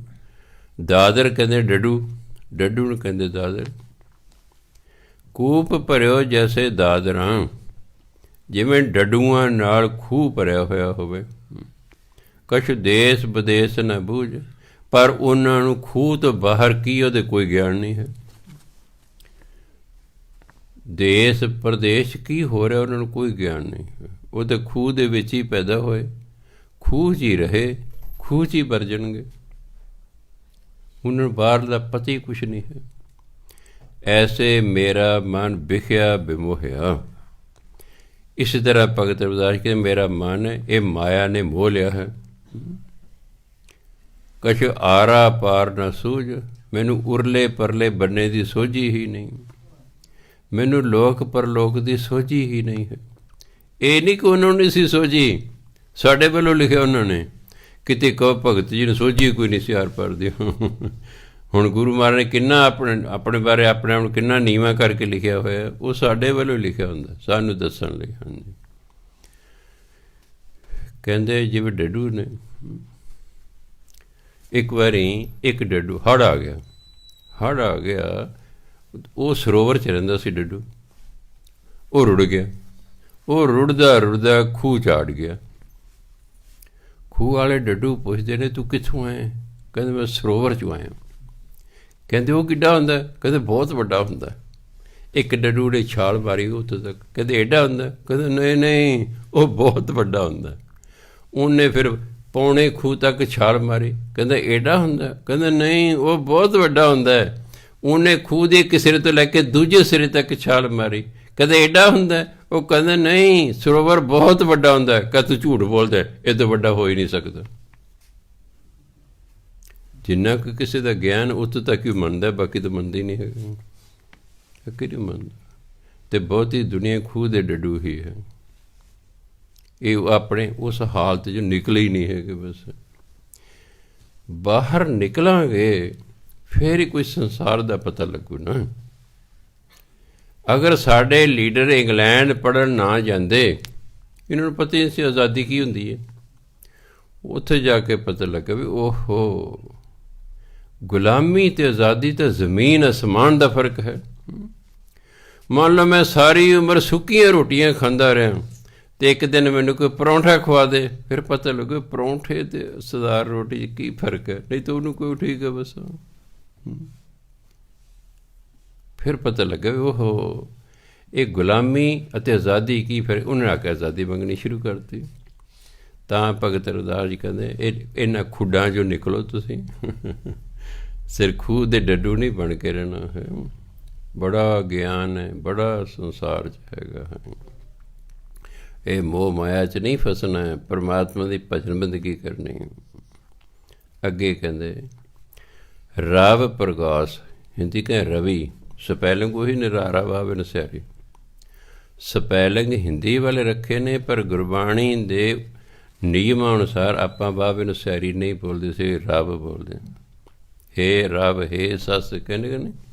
ਹੈ ਤੇ ਸ਼ਸ਼ੀ, ਹੈ ਤੇ ਸ਼ਸ਼ੀ, ਹਿੰਦੀ ਸ਼ਸ਼ੀ ਚੰਦਰਮਾ ਨੂੰ ਕਹਿੰਦੇ ਨੇ, ਪਰ ਆਪਾਂ ਨਾਲ ਲਿਖੇ ਸੱਸਾ ਸੱਸੇ ਰੁਸਿਆਰੀ ਬੋਲਦੇ ਸੱਸ, ਲਿਖੇ ਸੇ ਪਹਿਲਾਂ ਹੀ ਸ਼ਸ਼ੀ ਹੀ ਲਿਖਿਆ ਹੋਇਆ ਹੈ। ਰਵ ਪ੍ਰਗਾਸ, ਜਦੋਂ ਸੂਰਜ ਦਾ ਚਾਨਣ ਹੁੰਦਾ, ਸੂਰਜ ਚੜ੍ਹ ਜਾਂਦਾ। ਰਜਨੀ ਜਥਾ ਗਤ, ਰਜਨੀ ਰਾਤ ਨੂੰ ਕਹਿੰਦੇ ਨੇ। ਰਾਤ ਜਿਹੜੀ ਹੈ ਉਹ ਖਤਮ ਹੋ ਜਾਂਦੀ ਹੈ ਕਿਉਂਕਿ ਸੂਰਜ ਚੜ੍ਹ ਗਿਆ। ਜਦੋਂ ਸੂਰਜ ਦਾ ਚਾਨਣ ਹੁੰਦਾ ਹੈ, ਰਾਤ ਖਤਮ ਹੋ ਜਾਂਦੀ ਹੈ। ਜਾਣਤ ਸਭ ਸੰਸਾਰ, ਇਸ ਗੱਲ ਨੂੰ ਸਾਰਾ ਸੰਸਾਰ ਜਾਣਦਾ। ਇਸ ਗੱਲ ਨੂੰ ਸਾਰਾ ਸੰਸਾਰ ਜਾਣਦਾ ਵੀ ਜਦੋਂ ਸੂਰਜ ਚੜ੍ਹਦਾ ਰਾਤ ਖਤਮ ਹੋ ਜਾਂਦੀ ਹੈ। ਪਾਰਸ ਮਾਨੋ ਤਾਂਬੋ ਛੂਏ, ਇਸ ਤਰ੍ਹਾਂ ਪਾਰਸ ਜਦੋਂ ਤਾਂਬੇ ਨੂੰ ਛੂੰਹਦਾ ਨਾ, ਕਣਕ ਹੋਤ ਨਹੀਂ ਬਾਹਰ, ਕਣਕ ਮੈਨੇ ਸੋਨਾ ਬਾਹਰ ਮੈਨੇ ਦੇਰ, ਉਹਨੂੰ ਸੋਨਾ ਬਣਦਿਆਂ ਦੇਰ ਨਹੀਂ ਲੱਗਦੀ। ਜਦੋਂ ਕਹਿੰਦੇ ਪਾਰਸ ਤਾਂਬੇ ਨੂੰ ਛੂੰਹਦਾ ਨਾ, ਉਹਨੂੰ ਸੋਨਾ ਬਣਦਿਆਂ ਦੇਰ ਨਹੀਂ ਲੱਗਦੀ। ਆਪਣੇ ਹੁਣ ਸਮਝਣਾ ਮੈਂ ਤਾਂਬਾ, ਅਤੇ ਗੁਰੂ ਨੂੰ ਸਮਝਣਾ ਇਹ ਪਾਰਸ ਨੇ। ਜਦੋਂ ਅਸੀਂ ਗੁਰੂ ਦੀ ਸੰਗਤ ਕਰਾਂਗੇ ਨਾ, ਸੋਨੇ 'ਚ ਕੀ ਗੁਣ ਹੈ? ਸੁੰਦਰਤਾ ਦੀ ਗੱਲ ਛੱਡੋ, ਸੋਨੇ ਸਭ ਤੋਂ ਵੱਡਾ ਗੁਣ ਹੈ ਕਿ ਇਹ ਸ਼ੁੱਧ ਧਾਤ ਹੈ। ਬਾਕੀ ਸਾਰੀਆਂ ਧਾਤਾਂ ਧਰਤੀ ਦੇ ਵਿੱਚੋਂ ਬਾਹਰ ਕੱਢ ਕੇ ਉਹਨੂੰ ਸਾਫ਼ ਕਰਨਾ ਪੈਂਦਾ। ਸੋਨਾ ਨਿਕਲਦਾ ਹੀ ਸ਼ੁੱਧ ਰੂਪ 'ਚ ਹੈ। ਫਿਰ 1 ਤੋਲਾ ਸੋਨਾ ਤੁਸੀਂ ਲੈ ਲਓ, ਉਹਨੂੰ ਕੁੱਟੀ ਜਾਓ ਕੁੱਟੀ ਜਾਓ, ਤੁਸੀਂ 1 ਕਿਲੋਮੀਟਰ ਲੰਮੀ ਉਸ ਤੋਂ ਤਾਰ ਬਣਾ ਸਕਦੇ ਹੋ। ਸੋਨੇ ਨੇ ਚਾਹੇ 100 ਸਾਲ ਪਾਣੀ ਡੁਬੋਈ ਰੱਖੋ, ਉਹਨੂੰ ਜਗਾਲ ਨਹੀਂ ਲੱਗਦਾ। ਆਹ ਜਿਹੜੇ ਤੁਹਾਡੇ ਗਹਿਣੇ ਖਰਾਬ ਨੇ, ਇਹਦੇ ਵਿੱਚ ਮਿਲਾਟ ਪਾਉਂਦੇ ਨਾ, ਕਿਉਂ ਗਹਿਣੇ ਵਿੱਚ ਬਣਦੇ ਨਹੀਂ ਹੈਗੇ। ਜੇ ਤੁਸੀਂ ਨਿਰੋਲ ਸੋਨੇ ਦਾ ਕੜਾ ਬਣਾ ਲਓਗੇ, ਉਹਨੂੰ ਹੱਥ ਥੋੜ੍ਹਾ ਕੁੱਟੋ ਚਿੱਬਾ ਹੋ ਜਾਏਗਾ।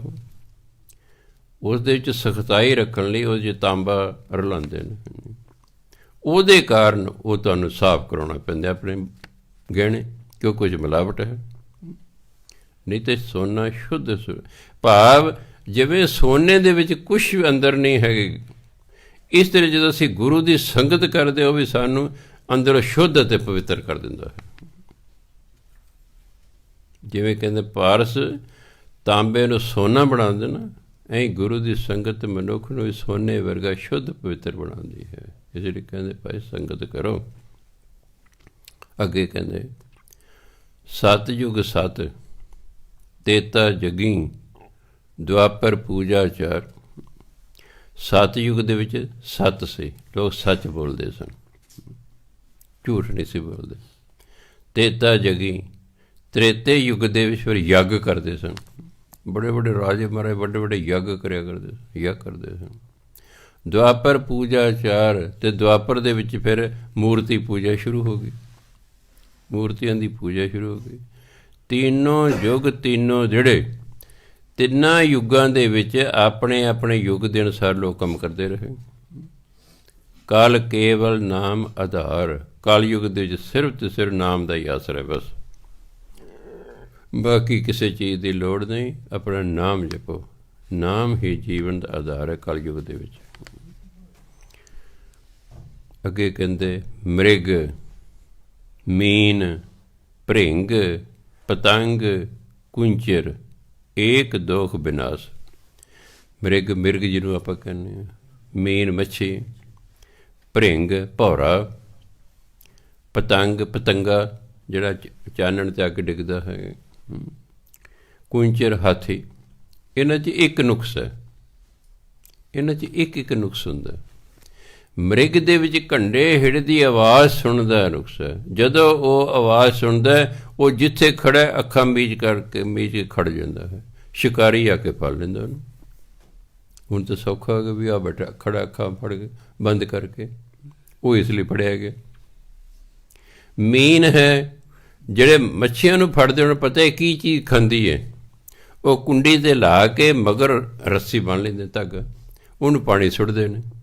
ਮੱਛੀ ਉਸ ਚੀਜ਼ ਨੂੰ ਖਾਣ ਲਈ ਚੱਕ ਮਾਰਦੀ ਹੈ, ਉਹ ਕੁੰਡੀ ਉਹਦੇ ਗਲੇ 'ਚ ਫਸ ਜਾਂਦੀ ਹੈ। ਉਹ ਜਿਹੜੇ ਫੜਿਆ ਹੋਇਆ ਧਾਗਾ ਉਹਨੂੰ ਪਤਾ ਲੱਗਦਾ ਵੀ ਆ ਗੇੜੀ ਕੇ ਉਹ ਖਿੱਚ ਲੈਂਦਾ, ਬਾਹਰ ਕੱਢ ਲੈਂਦਾ, ਮਾਰੀ ਗਈ ਮੱਛੀ। ਐਂ ਜਿਹੜਾ ਹੈ ਕਹਿੰਦੇ ਭ੍ਰਿੰਗ ਭੌਰਾ, ਇਹ ਫੁੱਲ 'ਤੇ ਬਹਿ ਜਾਂਦਾ ਹੈ, ਉਹਦਾ ਰਸ ਚੂਸਦਾ ਰਹਿੰਦਾ, ਇਹਨੂੰ ਆਲਾ ਦੁਆਲਾ ਹੀ ਭੁੱਲ ਜਾਂਦਾ ਹੈ। ਇਹਨੇ ਚਿਰ ਦਿਨ ਛਿਪ ਜਾਂਦਾ ਹੈ, ਫੁੱਲ ਬੰਦ ਹੋ ਜਾਂਦਾ, ਇਹ ਅੰਦਰ ਹੀ ਦਮ ਘੁੱਟ ਕੇ ਮਰ ਜਾਂਦਾ ਹੈ। ਪਤੰਗਾ ਹੈ, ਦੇਖਿਆ ਚਾਨਣ ਹੈ, ਉੱਥੇ ਅੱਗ ਡਿੱਗੀ ਜਾਂਦਾ, ਉੱਤੇ ਅੱਗ ਦੇ ਉੱਤੇ ਡਿੱਗੀ ਜਾਂਦਾ, ਮਰੀ ਜਾਂਦਾ ਹੈ। ਜਿਹੜਾ ਹਾਥੀ ਹੈ ਇਹਦੇ ਅੰਦਰ ਕਾਮ ਬਹੁਤ ਜ਼ਿਆਦਾ ਹੁੰਦਾ ਹੈ। ਹਾਥੀ ਨੂੰ ਫੜਨ ਵਾਲੇ ਜੰਗਲੇ ਕੀ ਕਰਦੇ, ਖੂਹ ਪੱਟ ਲੈਂਦੇ, ਕਾਫੀ ਡੂੰਘਾ ਟੋਇਆ, ਉਹਦੇ ਕੱਖਾਂ ਕਾਨਿਆਂ ਦੀ ਛੱਤ ਪਾ ਦਿੰਦੇ, ਉਹਦੇ 'ਤੇ ਇੱਕ ਬਨੌਟੀ ਹਥਨੀ ਰੱਖ ਦਿੰਦੇ। ਹਾਥੀ ਹਥਨੀ ਨੂੰ ਵੇਖ ਕੇ ਕਾਮ ਦੇ ਅਧੀਨ ਆਇਆ, ਉੱਧਰ ਨੂੰ ਆਉਂਦਾ ਹੈ। ਜਿਉਂ ਹੀ ਉਹ ਉੱਤੇ ਪੈਰ ਧਰਦਾ ਖੂਹ ਦੀ ਛੱਤ 'ਤੇ, ਉਹ ਛੱਤ ਟੁੱਟ ਜਾਏ, ਹੇਠ ਡਿੱਗ ਪੈਂਦਾ।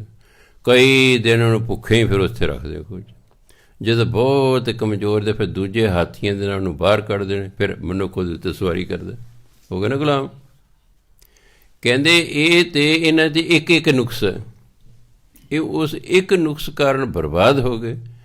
ਕਹਿੰਦੇ ਪੰਜ ਦੋਖ ਅਸਾਧ ਜਾਮੇ, ਅਤੇ ਜਿਹਦੇ 'ਚ ਪੰਜ ਨੁਕਸ ਨੇ, ਅਸਾਧ ਹੈ ਜਿਹੜੇ ਠੀਕ ਹੀ ਨਾ ਹੋਣ।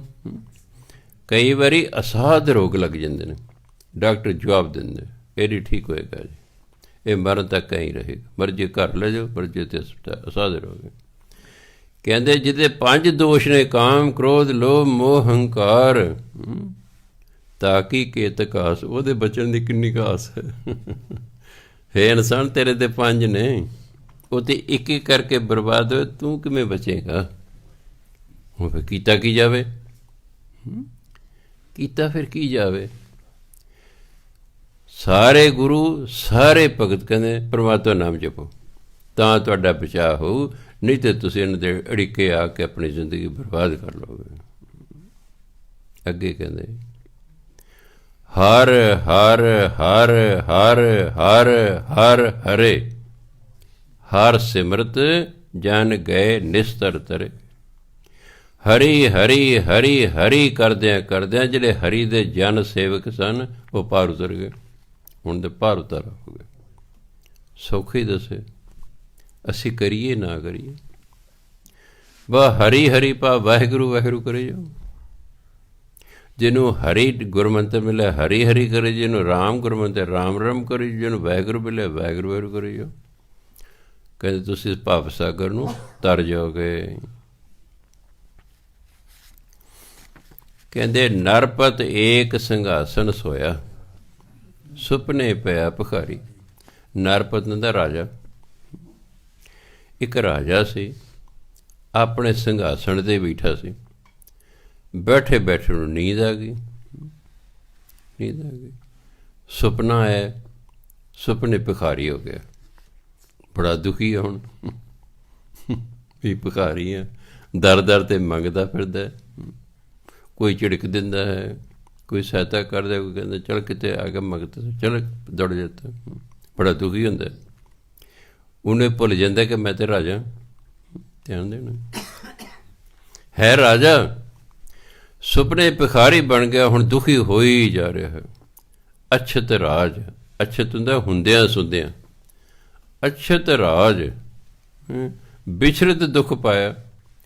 ਹੁੰਦਿਆਂ ਰਾਜ, ਹੁੰਦਿਆਂ ਸੁਣਦਿਆਂ ਉਸ ਤੋਂ ਵਿਛੜ ਕੇ ਦੁੱਖ ਪਾ ਰਿਹਾ ਹੈ। ਤਾਂ ਰਾਜਾ ਹੀ ਸੁਪਨੇ ਭਿਖਾਰੀ ਬਣ ਗਿਆ, ਹੁਣ ਦੁੱਖ ਪਾ ਰਿਹਾ। ਕਹਿੰਦਾ ਸੋ ਗਤ ਪਈ ਹਮਾਰੀ, ਇਹੀ ਹਾਲ ਸਾਡਾ ਹੈ। ਤੇ ਅਸੀਂ ਰਾਜੇ, ਪਰ ਅਸੀਂ ਸੁਪਨੇ 'ਚ ਭਿਖਾਰੀ ਬੜੇ ਹੋਏ ਹਾਂ। ਮੈਂ ਸੁਪਨੇ 'ਚ ਹੀ ਕਥਾ ਕਰ ਰਿਹਾ, ਤੁਸੀਂ ਸੁਪਨੇ 'ਚ ਹੀ ਕਥਾ ਸੁਣ ਰਹੇ ਹੋ। ਖਿਆਲ ਰੱਖਣਾ, ਸੁਪਨੇ 'ਚ ਤੁਸੀਂ ਪੜ੍ਹਾਈ ਕੀਤੀ, ਸੁਪਨੇ 'ਚ ਮੈਂ ਪੜ੍ਹਾਈ ਕੀਤੀ, ਸੁਪਨੇ 'ਚ ਤੁਸੀਂ ਨੌਕਰੀਆਂ ਕਰ ਰਹੇ ਹੋ, ਸੁਪਨੇ 'ਚ ਮੈਂ ਕੀਤੀ। ਸਾਡੇ ਕਈ ਦਾ ਸੁਪਨਾ 70 ਸਾਲ ਦਾ, ਜਦੋਂ ਡੈਥ ਹੋ ਗਈ ਸੁਪਨਾ ਟੁੱਟ ਗਿਆ। ਜਦੋਂ ਸੁਪਨਾ ਟੁੱਟਦਾ ਉਦੋਂ ਬੰਦੇ ਦੀ ਡੈਥ ਹੋ ਜਾਂਦੀ। ਇਹ ਹੁਣ ਸਵਾਲ ਤਾਂ ਇਹ ਹੈ, ਸੁਪਨੇ ਹੈ ਤੁਸੀਂ ਰਾਜੇ, ਪਰ ਸੁਪਨੇ 'ਚ ਅਸੀਂ ਭਿਖਾਰੀ ਬਣੇ ਹੋਏ ਹਾਂ। ਸਾਡਾ ਬੁਰਾ ਹਾਲ ਹੈ, ਕਦੇ ਕੁਛ ਚੀਜ਼ ਚਾਹੀਦੀ, ਕਦੇ ਕੁਛ ਚੀਜ਼ ਚਾਹੀਦੀ। ਸਾਨੂੰ ਪਤਾ ਹੀ ਨਹੀਂ ਵੀ ਅਸੀਂ ਰਾਜੇ ਹਾਂ। ਹੁਣ ਇਹ ਪਤਾ ਕਿਵੇਂ ਲੱਗੇ ਅਸੀਂ ਰਾਜੇ ਹਾਂ? ਇਹ ਸੁਪਨਾ ਕਿਵੇਂ ਟੁੱਟੇ? ਇਹ ਸੁਪਨਾ ਕਿਵੇਂ ਟੁੱਟੇ? ਮੌਤ ਤੋਂ ਬਾਅਦ ਟੁੱਟ ਹੀ ਜਾਣਾ। ਅਤੇ ਜਦ ਤੁਸੀਂ ਮਰਨ ਤੋਂ ਬਾਅਦ ਥੋੜ੍ਹੇ ਉੱਪਰ ਜਾਓਗੇ, ਤੁਸੀਂ ਦੇਖੋਗੇ ਆ ਰੋ ਰਹੇ ਨੇ ਵੀ ਮੈਂ ਕਿਹੜਾ ਮਰਿਆ, ਤੁਸੀਂ ਕਾਹਨੂੰ ਰੋ ਰਹੇ ਹੋ? ਮੈਂ ਤਾਂ ਸਰੀਰ ਤਿਆਗ ਦਿੱਤਾ ਬਸ। ਤੁਸੀਂ ਫਿਰ ਕਹੋ ਕਿਉਂ ਤੁਹਾਡਾ ਸੁਪਨਾ ਟੁੱਟ ਗਿਆ ਹੈ। ਤੁਹਾਡਾ ਸੁਪਨਾ ਟੁੱਟ ਗਿਆ, ਦੂਜੇ ਵਿਚਾਰੇ ਜੇ ਸੁਪਨੇ 'ਚ ਹੀ ਰੋ ਰਹੇ ਹਨ। ਹੁਣ ਇਹ ਟੁੱਟੇ ਕਿਵੇਂ ਸੁਪਨਾ? ਇਹ ਮੰਨ ਕੇ ਚੱਲਣਾ ਹੈ ਕਿ ਅਸੀਂ ਰਾਜੇ ਹਾਂ, ਪਰ ਸੁਪਨੇ 'ਚ ਅਸੀਂ ਭਿਖਾਰੀ ਗਰੀਬ ਬਣੇ ਹੋਏ ਹਾਂ। ਸਿਮਰਨ ਕਰੀ ਜਾਓ, ਕਰੀ ਜਾਓ, ਕਰੀ ਜਾਓ। ਜਿਸ ਦਿਨ ਬ੍ਰਹਮ ਗਿਆਨ ਹੋਇਆ, ਇਹ ਸੁਪਨਾ ਟੁੱਟ ਜਾਏਗਾ, ਜਿਉਂਦੇ ਹੀ ਟੁੱਟ ਜਾਏਗਾ। ਉਹਦੇ ਪਤਾ ਲੱਗੇਗਾ, ਓਹੋ ਤੁਸੀਂ ਰਾਜੇ ਨਹੀਂ, ਰਾਜੇ ਆ ਕੇ ਤੁਹਾਨੂੰ ਮੱਥਾ ਟੇਕਿਆ ਕਰਨਗੇ। ਹਾਂ, ਜਿੱਦੇ ਸੁਪਨਾ ਟੁੱਟ ਗਿਆ ਤੁਹਾਨੂੰ ਪਤਾ ਲੱਗ ਮੈਂ ਤਾਂ ਰਾਜਿਆਂ ਦਾ ਰਾਜਾ। ਆਹ ਰਾਜੇ ਜਿਹੜੇ ਸੰਸਾਰ ਦੇ ਮੈਨੂੰ ਆ ਕੇ ਮੱਥੇ ਟੇਕਦੇ ਨੇ, ਇਹ ਕਿਤੇ ਮੇਰੇ ਤੋਂ ਛੋਟੇ ਨੇ, ਮੈਂ ਤਾਂ ਮਹਾਰਾਜਾ ਹਾਂ। ਉਹਦੇ ਪਤਾ ਲੱਗੂ। ਇਸ ਲਈ ਇਹਦਾ ਇੱਕੋ ਹੀ ਹੱਲ ਹੈ, ਇਸ ਸੁਪਨੇ ਤੋੜਨ ਦਾ। ਸੁਪਨੇ ਦੇ ਵਿੱਚ ਹੀ ਸਿਮਰਨ ਕਰੀ ਜਾਣੇ, ਬਸ ਸਿਮਰਨ ਕਰੀ ਜਾਣਾ, ਕਰੀ ਜਾਣਾ, ਕਰੀ ਜਾਣਾ, ਕਰੀ ਜਾਣਾ। ਇੱਕ ਦਿਨ ਆਏਗਾ ਬ੍ਰਹਮ ਗਿਆਨ ਹੋ ਜਾਏਗਾ, ਉਹਦੇ ਜਿਉਂਦੇ ਜੀ ਹੀ ਸੁਪਨਾ ਟੁੱਟ ਜਾਵੇਗਾ। ਅਤੇ ਫਿਰ ਤੁਸੀਂ ਉਸ ਦਿਨ ਆਪ ਰਾਜੇ ਹੋਵੋਗੇ। ਬਾਕੀ ਸਾਰੇ ਤੁਹਾਡੇ ਕੋਲ ਭਿਖਾਰੀ ਬਣ ਕੇ ਮੰਗਣ ਆਇਆ ਕਰਨੇ ਤੁਹਾਡੇ ਕੋਲ। ਬਾਬਾ ਜੀ ਮੈਨੂੰ ਆਹ ਦੇ ਦਿਓ, ਮਹਾਂਪੁਰਖੋ ਮੈਨੂੰ ਆਹ ਦੇ ਦਿਓ। ਉਹਦੇ ਤੁਹਾਨੂੰ ਪਤਾ ਲੱਗੇ ਓਹੋ, ਹੈ ਨਾ। ਜਿਹੜੇ ਰਾਜੇ ਮਹਾਰਾਜੇ ਸੀ ਹੁਣ ਭਿਖਾਰੀ ਬਣ ਕੇ ਮੰਗਣ ਆ ਰਹੇ ਹਨ। ਤੁਸੀਂ ਅਸਲ ਤੁਸੀਂ ਰਾਜੇ ਹੋਵੋਗੇ। ਬਸ ਸਿਮਰਨ ਕਰਨਾ। ਜੇ ਭਾਈ ਜੀ ਕਰਦਾ ਰਾਜੇ ਹੋਣ ਨੂੰ ਕਰ ਲਓ ਤਾਂ ਠੀਕ ਹੈ, ਜੇ ਭਿਖਾਰੀ ਦੇ ਤੌਰ 'ਤੇ ਖੁਸ਼ ਹੋ ਤਾਂ ਠੀਕ ਹੈ, ਫਿਰ ਭਿਖਾਰੀ ਰਹੋ ਭਾਈ। ਗੁਰੂ ਬਾਲ ਅਤੇ ਭਗਤਾਂ ਦਾ ਨਿਰਣਾ ਕਰਤਾ ਹੈ ਕਿ ਉਂਝ ਸੁਪਨਾ ਨਹੀਂ ਟੁੱਟਣਾ। ਹੁਣ ਉਹਨਾਂ ਆਪਣੀ ਹਾਲਤ ਦੱਸੀ, ਫਿਰ ਆਪਾਂ ਸਮਾਪਤ ਕਰਦੇ ਹਾਂ। ਭਗਤ ਰਦਾਸ ਜੀ ਕਹਿੰਦੇ, ਜਾ ਕੇ ਕੁਟੰਬ ਕੇ ਢੇੜ ਸਭ ਢੋਰ ਢਵੰਤ ਫਿਰੈ। ਢੇੜ ਚਬਿਆਰ ਨੂੰ ਕਹਿੰਦੇ ਨੇ। ਪਿੰਡਾਂ ਦੇ ਮੈਂ ਜੋ ਛੋਟਾ ਹੁੰਦਾ ਸੀ ਨਾ, ਕਹਿੰਦੇ ਸੀ ਇਹ ਢੇੜ ਨੇ ਜੀ। ਮੈਨੂੰ ਨਹੀਂ ਸੀ ਸਮਝ ਆਉਂਦੀ ਵੀ ਢੇੜ ਕਿਹਨੂੰ ਕਹਿੰਦੇ ਨੇ। ਜੋ ਵੱਡਾ ਹੋਇਆ ਫਿਰ ਪਤਾ ਲੱਗਾ ਵੀ ਚਬਿਆਰਾਂ ਨੂੰ ਢੇੜ ਕਹਿੰਦੇ ਨੇ। ਅਤੇ ਜਦ ਮੈਂ ਭਗਤ ਰਦਾਸ ਦੀ ਬਾਣੀ ਪੜ੍ਹੀ, ਫਿਰ ਮੈਨੂੰ ਹੋ ਗਿਆ ਵੀ ਹਾਂ ਚਬਿਆਰਾਂ ਨੂੰ ਢੇੜ ਕਹਿੰਦੇ ਨੇ। ਉਦੋਂ ਇਹਨਾਂ ਨੂੰ ਢੇੜ ਕਹਿੰਦੇ ਹੋਣਗੇ, ਤਾਂ ਹੀ ਵਿਚਾਰੇ ਸ਼ਬਦ ਲਿਖਿਆ ਨਾ। ਹਾਂ, ਇਹਨਾਂ ਨੂੰ ਕਹਿੰਦੇ ਹੋਣਗੇ ਨਾ, ਆ ਢੇਡਾਂ ਦਾ ਮੁੰਡਾ ਜਾ ਰਿਹਾ ਵੇ, ਆ ਢੇਡ ਜਾ ਰਿਹਾ ਜੀ। ਕਹਿੰਦੇ ਜਿਹੜੇ ਮੈਨੂੰ ਢੇਡ ਕਹਿੰਦੇ ਸਨ, ਜਾ ਕੇ ਕੁਟੰਬ ਕੇ ਢੇਡ, ਜਿਸ ਪਰਿਵਾਰ ਦੇ ਚ ਵਿਆਰ, ਸਭ ਢੋਰ ਢਵੰਤ ਫਿਰੈਂ। ਮਰੇ ਹੋਏ ਡੰਗਰਾਂ ਨੂੰ ਢੋਂਦੇ ਸਨ, ਢੋਰ ਮਰੇ ਹੋਏ ਡੰਗਰ ਨੂੰ ਕਹਿੰਦੇ। ਢਵੰਤ ਢੋਣਾ ਹੁੰਦਾ, ਮਰੇ ਨਾ ਥਾਂ ਚੱਕ ਕੇ ਬਾਹਰ ਲੈ ਕੇ ਜਾਣਾ। ਫਿਰ ਅਜੋਂ ਬਨਾਰਸੀ ਆਸ ਪਾਸ, ਅਜੇ ਵੀ ਬਨਾਰਸ ਦੇ ਆਲੇ ਦੁਆਲੇ ਕਹਿੰਦੇ ਮੇਰੇ ਖਾਨਦਾਨ ਦੇ ਲੋਕ ਨੇ ਜਿਹੜੇ ਮਰੇ ਹੋਏ ਪਸ਼ੂ ਨੂੰ ਢੋਂਦੇ ਨੇ। ਕਹਿੰਦੇ ਮੈਂ ਲੱਗ ਗਿਆ ਭਜਨ ਬੰਦਗੀ ਕਰਨ। ਐਸੀ ਦਾਸੇ ਦੀ ਕਿਰਪਾ ਹੋਈ, ਆਚਾਰ ਸਹਿਤ, ਸਤਕਾਰ ਸਹਿਤ, ਬਿਪਰ ਪੰਡਤ, ਆਚਾਰ ਸਹਿਤ ਬਿਪਰ ਕਰਨ ਡੰਡੌਤ। ਹੁਣ ਮੈਨੂੰ ਉਹ ਪੰਡਤ ਜਿਹੜੇ ਬੜੇ ਸਤਿਕਾਰ ਨਾਲ ਡੰਡੌਤ ਕਰਦੇ ਨੇ, ਲੰਮੇ ਪੈ ਕੇ ਜਿਹੜੇ ਨਮਸਕਾਰ ਕਰਨਾ ਉਹਨੂੰ ਡੰਡੌਤ ਕਹਿੰਦੇ ਨੇ। ਕਹਿੰਦੇ ਜੇ ਪੰਡਤ ਵੱਡੇ ਵੱਡੇ ਨਾ, ਉਹ ਵੀ ਮੈਨੂੰ ਡੰਡੌਤ ਕਰਦੇ ਨੇ। ਤਿੰਨ ਤਨੇ ਮੈਂ ਉਹਨਾਂ, ਕਹਿੰਦੇ ਢੇਡਾਂ ਦੇ ਪੁੱਤਰ ਹਾਂ, ਤਨ ਪੁੱਤਰ ਨੂੰ ਕਹਿੰਦੇ ਨੇ। ਜਿਹਨੂੰ ਲੋਕ ਢੇਡ ਕਹਿੰਦੇ, ਮੈਂ ਉਹਨਾਂ ਢੇਡਾਂ ਦਾ ਹੀ ਪੁੱਤਰ ਹਾਂ। ਪਰ ਕਹਿੰਦੇ ਪਰਮਾਤਮਾ ਦੀ ਐਸੀ ਮੇਰੇ 'ਤੇ ਕਿਰਪਾ ਹੋ ਗਈ, ਉਹ ਪੰਡਤ ਜਿਹੜੇ ਮੈਨੂੰ ਢੇਡ ਕਹਿੰਦੇ ਸੀ, ਅੱਜ ਮੇਰੇ ਅੱਗੇ ਨਮਸਕਾਰਾਂ ਕਰਦੇ ਹਨ। ਪਰਮਾਤਮਾ ਦਾ ਨਾਮ ਸਭ ਕੁਛ ਬਦਲ ਦਿੰਦਾ ਹੈ। ਕਿੰਨੀ ਸ਼ਕਤੀ ਨਾਮ ਦੇ, ਮੈਂ ਕਈ ਵਾਰ ਬੈਠਾ ਸੋਚੀ ਜਾਂਦਾ ਨਾ, ਮੈਂ ਨਾਮ ਦੇ ਵਿੱਚ ਕਿੰਨੀ ਸ਼ਕਤੀ ਹੈ। ਜਿਹਨੂੰ ਦੁਰਕਾਰਿਆ ਜਾਂਦਾ ਸੀ ਸਮਾਜ ਦੇ ਵਿੱਚ, ਹੈ ਜਿਹਨੂੰ ਢੇਡ ਕਿਹਾ ਜਾਂਦਾ ਸੀ, ਕਹਿੰਦੇ ਵੱਡੇ ਵੱਡੇ ਪੰਡਿਤ ਵੀ ਹੁਣ ਮੈਨੂੰ ਨਮਸਕਾਰ ਕਰਦੇ ਨੇ। ਭਗਤ ਭਗਤ ਜਗ ਵੱਜਿਆ, ਚੌਂ ਕੁੰਟਾਂ ਦੇ ਵਿੱਚ ਚਮਰੇਟ। ਕਹਿੰਦਾ ਮੈਂ ਚਮਿਆਰਾਂ ਦਾ ਲੜਕਾ, ਸਾਰੀਆਂ ਦਿਸ਼ਾਵਾਂ 'ਚ ਭਗਤ ਭਗਤ ਕਰਕੇ ਪ੍ਰਸਿੱਧ ਮਹਾਨ ਸ਼ਖਸੀਅਤ ਜਿਹੜਾ ਹੈ ਆਪਾਂ ਨੇ ਪ੍ਰਕਾਸ਼ ਦਿਹਾੜਾ ਮਨਾਇਆ। ਉਹਨਾਂ ਦੇ ਜੀਵਨ ਅਤੇ ਉਹਨਾਂ ਦੀ ਬਾਣੀ 'ਤੇ ਵਿਚਾਰ ਕੀਤੀ ਹੈ। ਬਾਣੀ ਤਾਂ ਉਹਨਾਂ ਦੀ ਹੋਰ ਹੀ ਬਹੁਤ 40 ਸ਼ਬਦ ਨੇ, ਪਰ ਸਮੇਂ ਦੇ ਵਿੱਚ ਰਹਿਣ ਦੀ ਕੋਸ਼ਿਸ਼ ਕੀਤੀ ਹੈ। ਸੋ ਸਤਿਕਾਰਯੋਗ ਸਾਧ ਸਿੰਘ, ਵਿਚਾਰਾਂ ਕਰਦੇ ਨੇਕਾਂ ਭੁੱਲਾਂ ਚੁੱਕਾਂ ਨੇ ਮਾਫ਼ ਕਰਨਾ। ਸਮਾਂ ਹੋ ਗਿਆ। ਵਾਹਿਗੁਰੂ ਜੀ ਕਾ ਖਾਲਸਾ, ਵਾਹਿਗੁਰੂ ਜੀ ਕੀ ਫਤਿਹ।